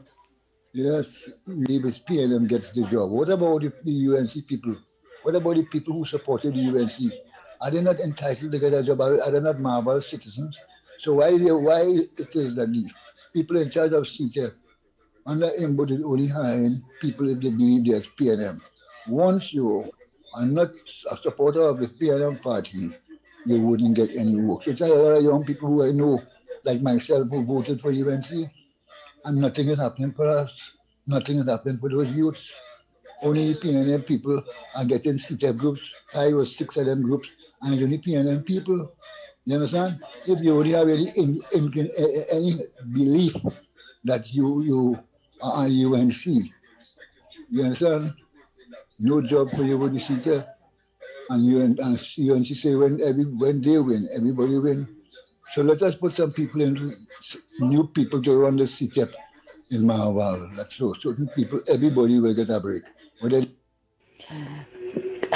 Good morning, Mike and Andy, Lennox, Mikey, and to everybody out there.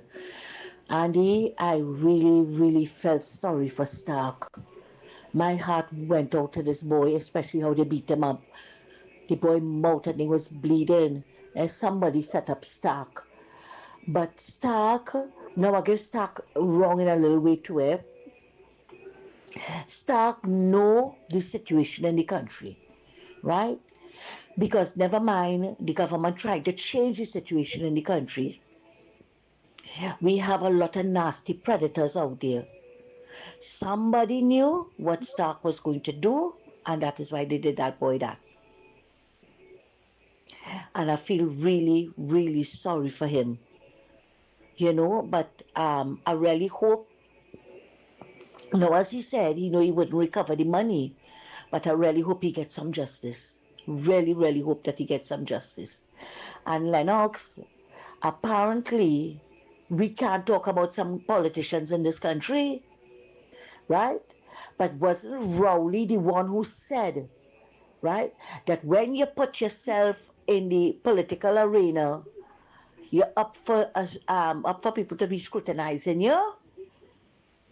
So then why it is that we must talk about some politicians? Why it is that I'm going to say it? Why it is that we must talk about Karen Marcel? And he's a politician? I don't care who he related to. If he do nonsense and want to come after me, let them come. Right?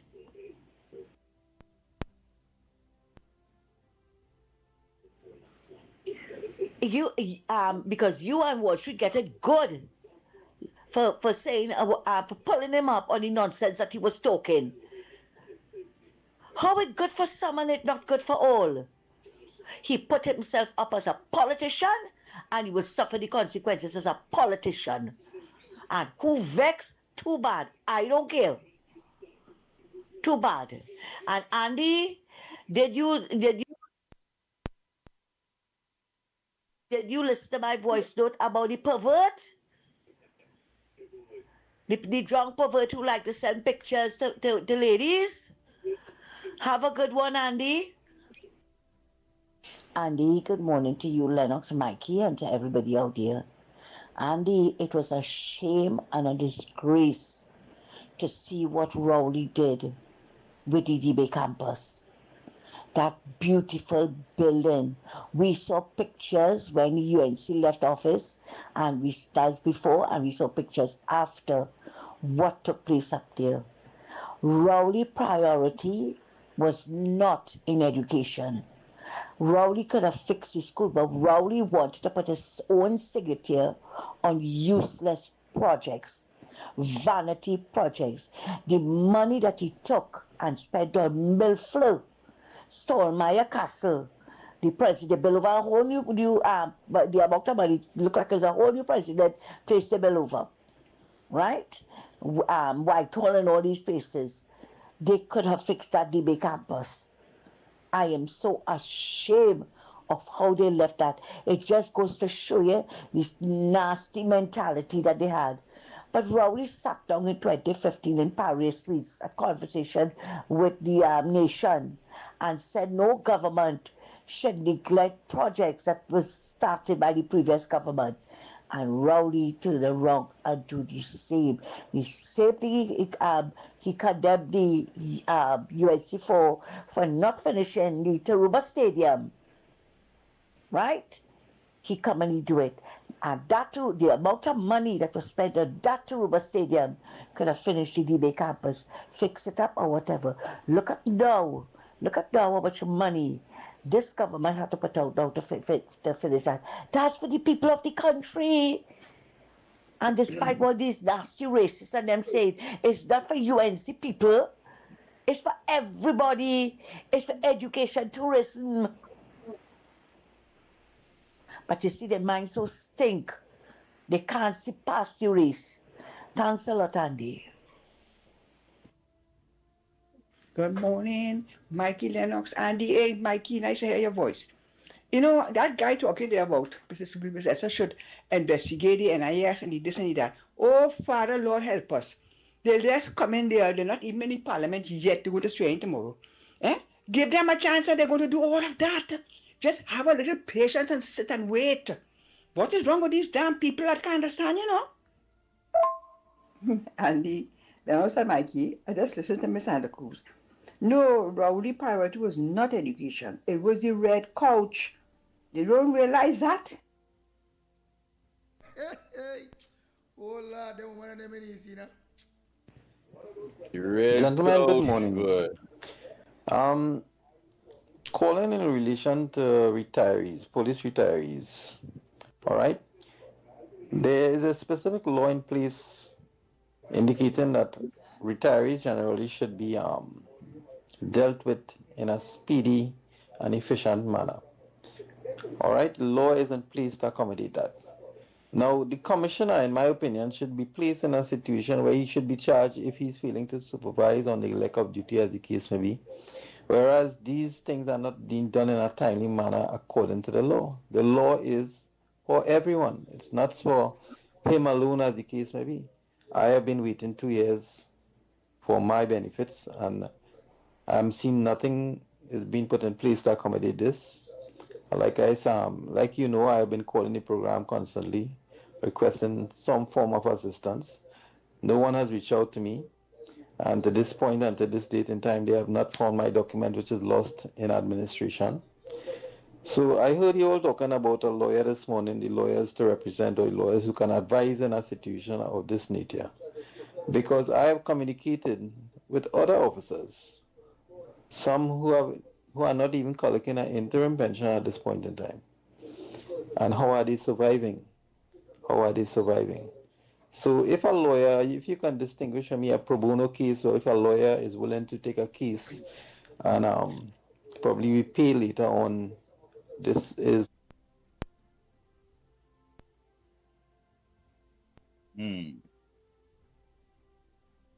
very helpful. All right, so you can probably enlighten us on that. All right, I need some enlightenment in that perspective, and we can know how we can move forward in situations such as this. Thank you and have a good day. All right. Andy, is 225-6644 working? Yeah, the Coca-Cola number.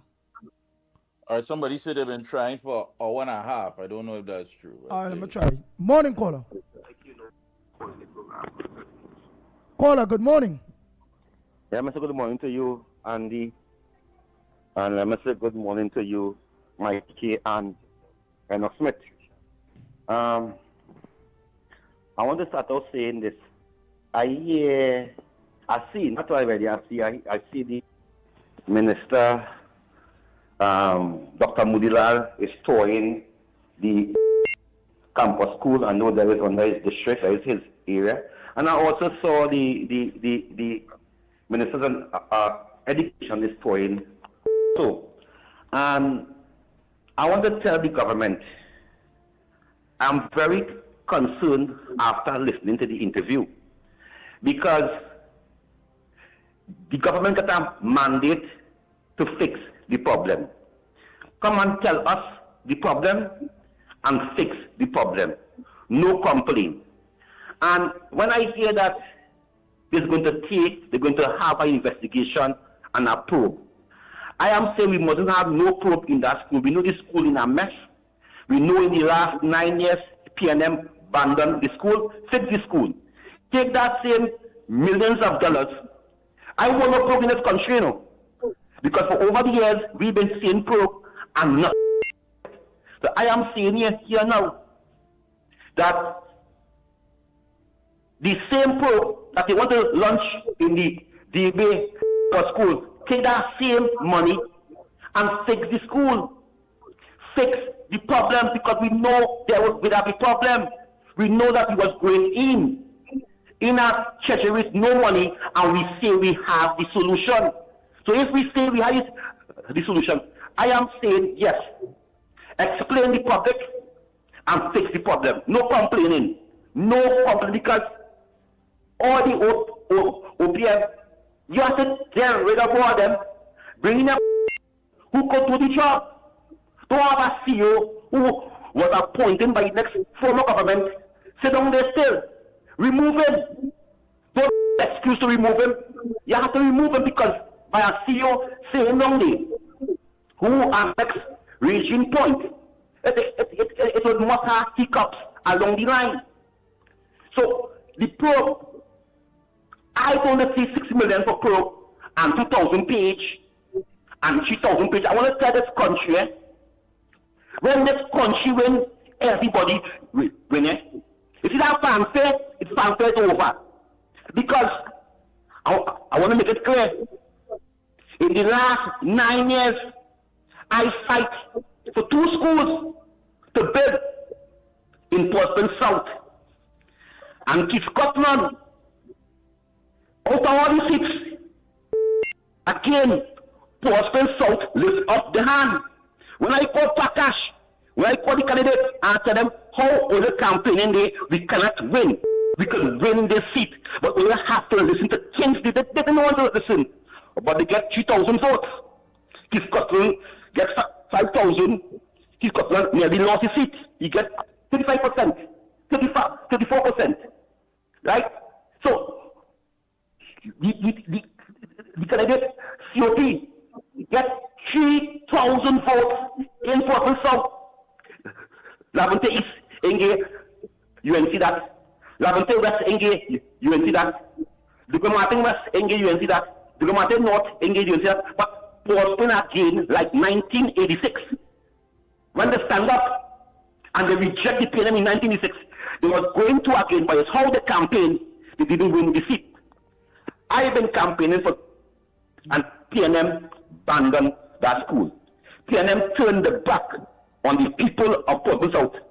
And I'm pleading to the government because I see the government pouring school behind the Carney Bridge. I don't have a problem with that.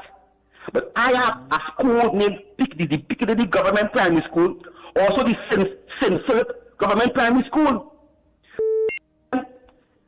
Abandoned for 9 years. And I want to make it clear, the people of Portland South vote for the UNC. And we think something, because big tackle, small tackle is the same and I thought, you know. I ain't asking for no favor, I don't want to hand out, you know. All right. Like, I don't want to provide, I don't want to hand out big tackle, small tackle is the same and I thought, you know. Because I wasn't hearing him clearly. You're not coming across clear, Kingsley. No, I too. You're not coming across clear.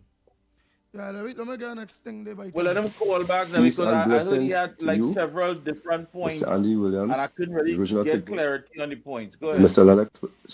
Lennox Smith. Good morning. Yeah, good morning. This is AKA Dexter Tobas. Turn up on our side. I'm reminding all those right and thinking persons that all roads lead to the Parliament, Police tomorrow. The Most High willing, to welcome in the right-thinking UNC and Coalition of Interest government of Trinidad and Tobago. All right? Okay.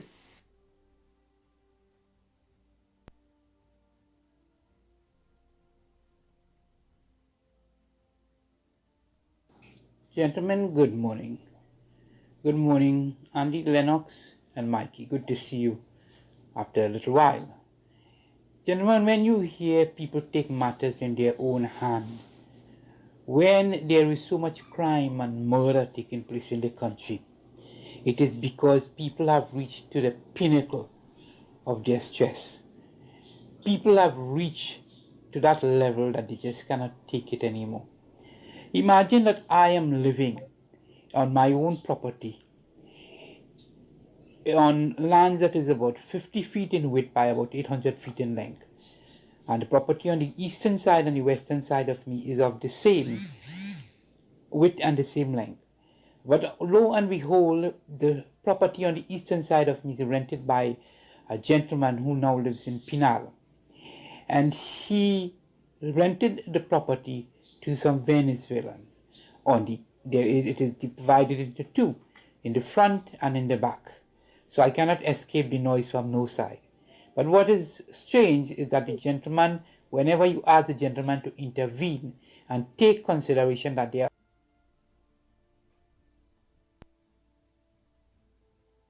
are other people and they need their rest, the gentleman refuses to do that.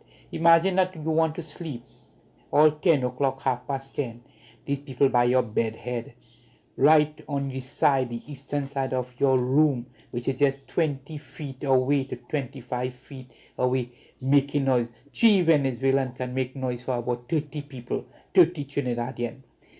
You understand me?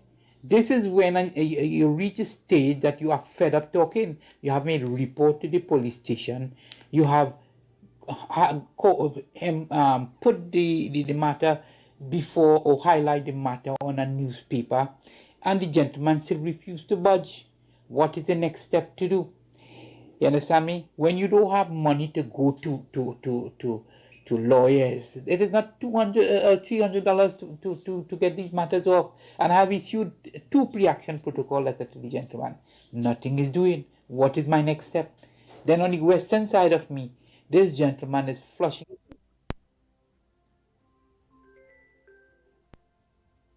his tenants, which again are Venezuelans, tenants and their sewage into my property. I've raised the matter on several occasions with the health authorities, and today nothing. Oh boy.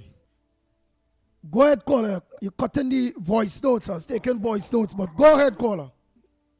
Good morning, Mikey, Andy. And so Paul, all those lead, you have tongue all coming in, man. Tongue, welcome all you. All coming by me. We're back and the will say the power to stop or to let it flow. I talk about the traffic. And that has been for generation. So we welcome everybody at the parliament tomorrow. My UNC post man. Kingsley, I was hearing you clearly though. And I wanted to go to the head of the class. Go to the head of the class. Why our neighbors stated to me, people in the Beatum itself, yeah, and they should be proud. Rodney still get over 2,000 votes. Get over 2,000 votes. They should be proud. People stated, yes, I love Corinne. They know, I know it's your family, but I can't vote for the wicked PNM. And then there are people who had voted in Lavantel, they who wanted to vote PNM, but they had voted for Corinne. So also very, I feel very excellent proud of my nephew who will enter parliament tomorrow. Just as all my UNC candidates, MPs, senators, ministers who had held and gotten proper ministerial portfolio. I'm very happy for them. Who is happy for them? That is all you. Right, that is one. I feel, and the bottom line of my thing is, people in Lavantel vote for UNC too. People in Caroni vote for PNM too. People all over. But I know, you know what? I been coming radio talk wise, we don't win, I know we don't win. So my work I did for how much? 18 years, including me and Casey pushing on up on that and a lawyer. Nobody remember these things. The left can go on and on, Like when this one who always below Kamala, this was a fuck dirty looking one. Yeah, I'm African sister, but she does be dirty looking. But she have for clothes. Who wanted to be the minister of social? Who wanted to be the minister, newly minister now of social development? He wanted to be shelter headquarters, and he just can go on and on. So I can see, I understand what you're talking about. Like when Andy said, Anderson only have a bowl cut up there, but we had to cut that chain over the savannah, when the pushback was going on. So, Kingsley, I feel you. Another thing that activists like you and myself may not want to come out and say, I welcome in all in tongue. And if somebody feel all about bigger than my own, me no business. I don't go by the parliament by myself. I will protest by myself. And donating on a protest, it could be a place lit with joy. With joy. Right? So some of the old people keep on their race while they're living. And the next thing I want to, before I leave, my squad will be there. My squad will be there. And secondly, another thing I'm proud of my family for, I'm not against homosexuals, I will never be against homosexuals. Bring that energy tomorrow. Bring that energy tomorrow. Yeah, to come in tomorrow. To the opening of the parliament. Bring that energy. Yeah, so long, my sister. Man, come off of personalities and who say and them say. Stay focused. You've come too far. All of us have come too far now. to be dealing with these petty issues. Stay focused. Keep the narrative where it needs to be kept. We have to defend our prime minister.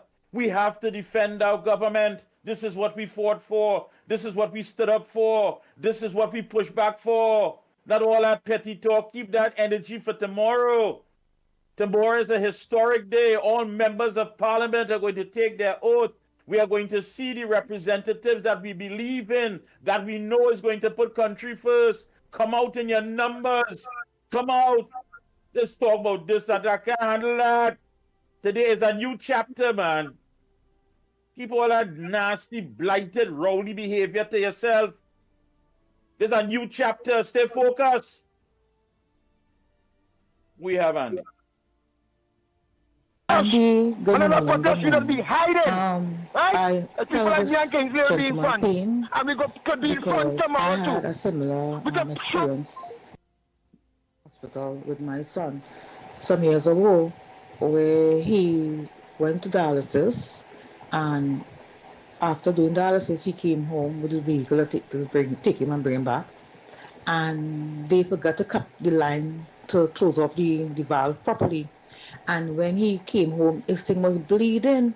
And he said, Mommy, why this thing bleeding so? When he looked down, it's been brushing. Then he had to call them.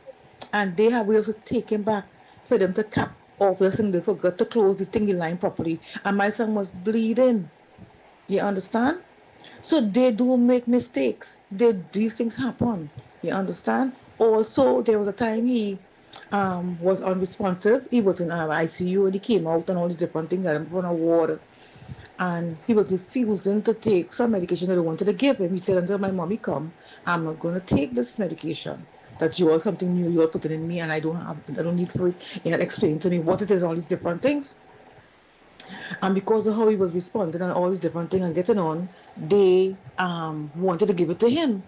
And someone called me, a doctor or a nurse, I think it was a nurse, called me, one of his nurses from the dialysis area. They called me and they told me that he's not responding, he's not following doctor's instructions and all these different things. And they wanted to give him this thing and the other. And I need to come. I took some time to get this. So when I did get there, it was really late in the afternoon with the visiting hours was over and everything. But I was allowed to go on the ward and so forth. And when I went there, they said I had to sign. For he was an adult, but my approval, he always do everything. And they wanted me to sign this document. That way they call and say on the phone, they want me to come here. That was the reason why I come and they want me to sign this document for him because he's unresponsive, whatever, not responding properly. Yeah, that was the word. So they wanted me to be there to sign this document or whatever. So I said, okay, I'm coming. When I get there, the document was already signed. And I asked the nurse, she said he's asleep now or whatever. And she said, I said, well, somebody called me, the doctor called me, a nurse called me and told me that I was supposed to come in because they wanted to sign some document, they wanted to give him something, they wanted to give him whatever. I can't remember exactly what was it and thing. And when I get there, it was already signed.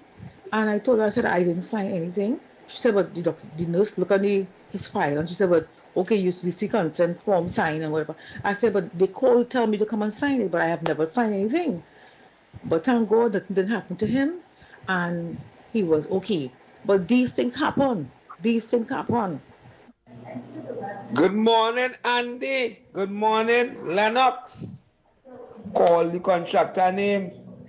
We will help you. Name them and shame them. They can't have people working and they want to pay. And the all roads to the parliament and the swearing of the new government and Honorable Kamabasado Sasa and the Queen will be down there. I see they put out tent and all kind of thing, but big celebration down there tomorrow by the Queen and the throne. Love and respect to the Ground Report family and the UNC family. Love. Yeah, man. Blessed heart of love. Blessed heart of love. Morning, caller. Caller, morning. Just listen to your phone. Morning. Hi, good morning. Good morning to Lennox, Andy, and Mickie K. I'm from Grandy. I just put in my little contribution this morning in the sense that the caller earlier on who talked about witnessing his 15-year-old daughter dying and his negligence of the doctors and all that. But we have to put it back and remember that at that time in COVID, Rowley and them needed a certain amount of debt so that they could come out and tell the people, you have to take the vaccine, you all have to take the vaccine. So a lot of the people who died in hospital, it wasn't so much it should have happened, but they needed a volume of people to say, look how much people already died in the COVID, so you all have to take the vaccine. I never took the vaccine because I know it was wrong, and people that I knew advised vaccine. If you take that vaccine, you'll have 3 years to live after because it's damaging and destroying you. And Raleigh combined with the people, and this was a set up in small TNT, Trinidad and Tobago, and the lives that was taken, we put it in the basket of Rowley. Is Rowley and the people who is responsible.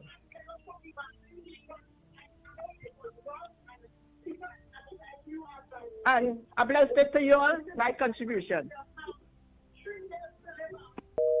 All right, thank you very much. Oh boy, oh boy, oh boy. Solid, the lines are open. A time check. It's a 9 minutes to the hour of 10 o'clock. To the hour of 10 o'clock. So you all have at least 5-6 calls to come in. So the lines are open. Oh boy. What tells you first by the time? I have no more voice note here.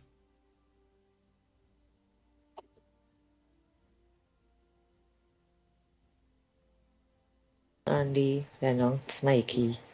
Yesterday I had called to ask to speak to Lennox after the program.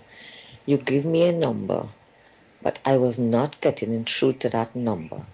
Andy, I will send you my number, and if Lennox could contact me on WhatsApp, I will be very grateful. Thank you. Go ahead, caller. Morning. What's your contribution on the ground report this morning? Good morning. This is Granny. I call in from Tacarigua.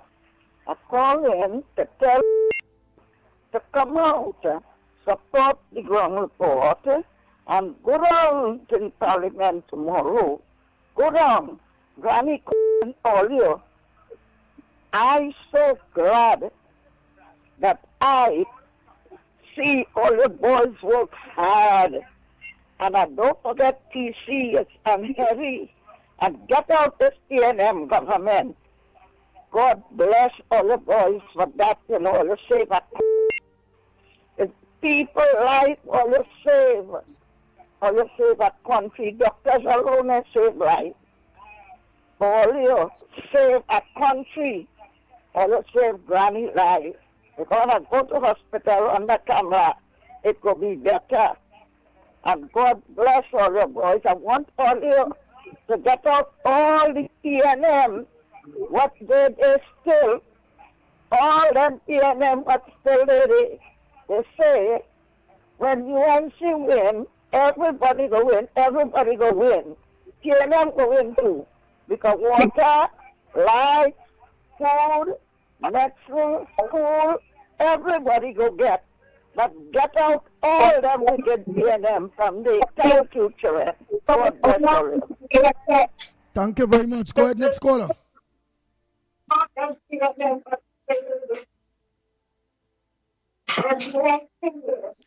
Go ahead, Ramnarayan, Canada. Go ahead, Canada. Don't listen to the phone. Go ahead. To the radio. Well, to the gadget. Good morning, Andy. Good morning, Lennox. Good morning, Mickie K. You know what I want to say this morning? I'm going to be very short. Mm-hmm. This guy, Marva Gonzalez, why you come out there? People, if he's still in government, they're acting as if they're still in government. I want to say what they want. Plus, Stuart Young. Why didn't they come and arrest themselves? Or go somewhere far from Trinidad and don't ever come back? You lose. You're not in government. Don't behave like you're still in government. the members of parliament and the ministers what to do. No, you had your chance and you blow it. Because you brought the country down to dust. So just shut up all the mouth and go all the way. Marvin, Paris, Stuart Young, all go all the way around. All have no business pushing all them out in the government business.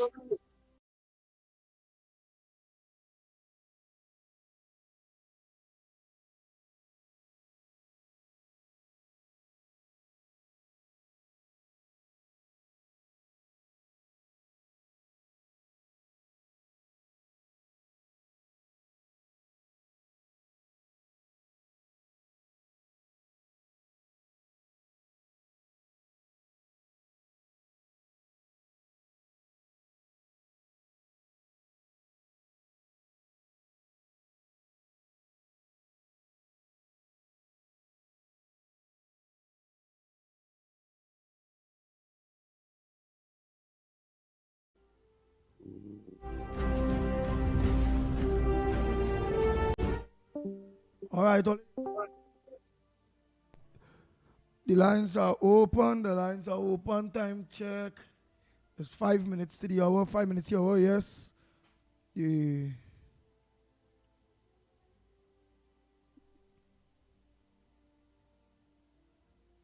Nice. So I'm just hook back up this thing here to take some calls. Oh boy. Morning, Lennox. Morning, Mikey. Morning to everybody who's on the line. Hello? Go ahead, caller. Morning. Yeah, morning, Andy, Mikey, Lennox, and everybody who's on the live. Andy, listen to this now.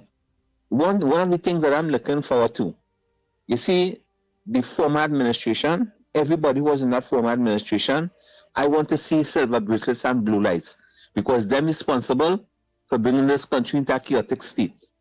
And they have to be held accountable because you can't just let these people and them mash up the place just like that. You only need 10 point something billion dollars, right? 14 months cover. And all of a sudden, then this Heritage and Civilization Fund plus excess liquidity, you will tell me them wipe out all of that and top of that, they borrow money too? You borrow money too? Right? 140 something billion dollars, right? And you telling me that they will not be held accountable? Now they have to get locked up. They have to get locked up. We fed up with the PNM. PNM has to disappear. Fire burn this dirty, stinking, evil PNM, boy. I gone. God bless. Thank you, caller. Next caller, morning. Hi, good morning. Just want to make one contribution. Concerning these truck-borne water contracts and them. Seeing that water is doing a fantastic job because I had real pressure with water and I noticed most people are getting water. So are the government going to look into it? Because that, to me, if they take that same money and put it into people who not getting, the country would become better, 100% efficient with water supply.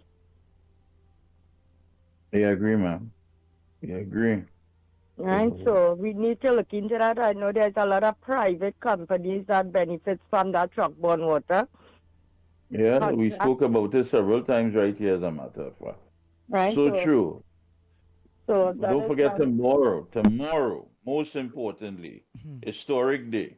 We'll talk more about it in the morning, but come out in your numbers wherever you're coming from. Come on down. 1:30 is the ceremonial opening, but you want to gather before that and give support. And That's true. So again, tomorrow morning, please go to all roads lead to the Red House, Parliament. Lennox, you're on later on tonight? Yes, I am. All right, and the Observer will be on Sunday. Good morning, Andy and Lennox. You see all them doctors and them? They're too wicked. You go tell me them, see what happened to the man daughter, and none of them, you go see nothing. They're batching for one another inside of the. And all them lawyers, the Bible only say woe unto all there, you know. All there doesn't pick up people's case, so, because all they see that they will not pay off for all there. Or they drop the man case rather than to give the man justice. That's the kind of people all there is. But all they just run down all them venues when they go in the detention center and fight the case for them, And we know them million and change and thing for them. The Venice and them gain justice, but not the Chinese. Chinese are the suffer. This man deserves justice. You understand? He deserves justice. They're too wicked for what they do him. Have a good day, Andy. All right, thank you, caller. A lot to discuss. Again, tomorrow. Gentlemen. Don't forget. All right, well, if there's anything, let me lock off because I'm in it too. So let me lock off. Yeah, again, don't forget on Sundays now, 5 to 7 p.m., The Observer with yours truly, Mikey K. And later on tonight, Corridor Transformation with our very own Lennox Smith. Tomorrow, folks, the 13th, sitting of the Parliament. Yes, historic day. So please come out in your numbers, give support. Come out. Until then, we are out of here. Try to stay alive.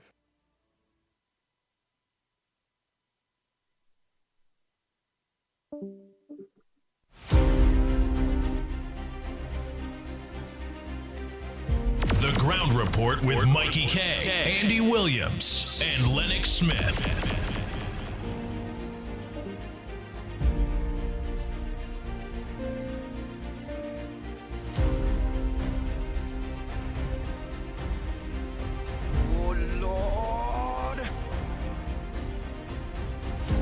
The Ground Report with Mikey K, Andy Williams, and Lennox Smith.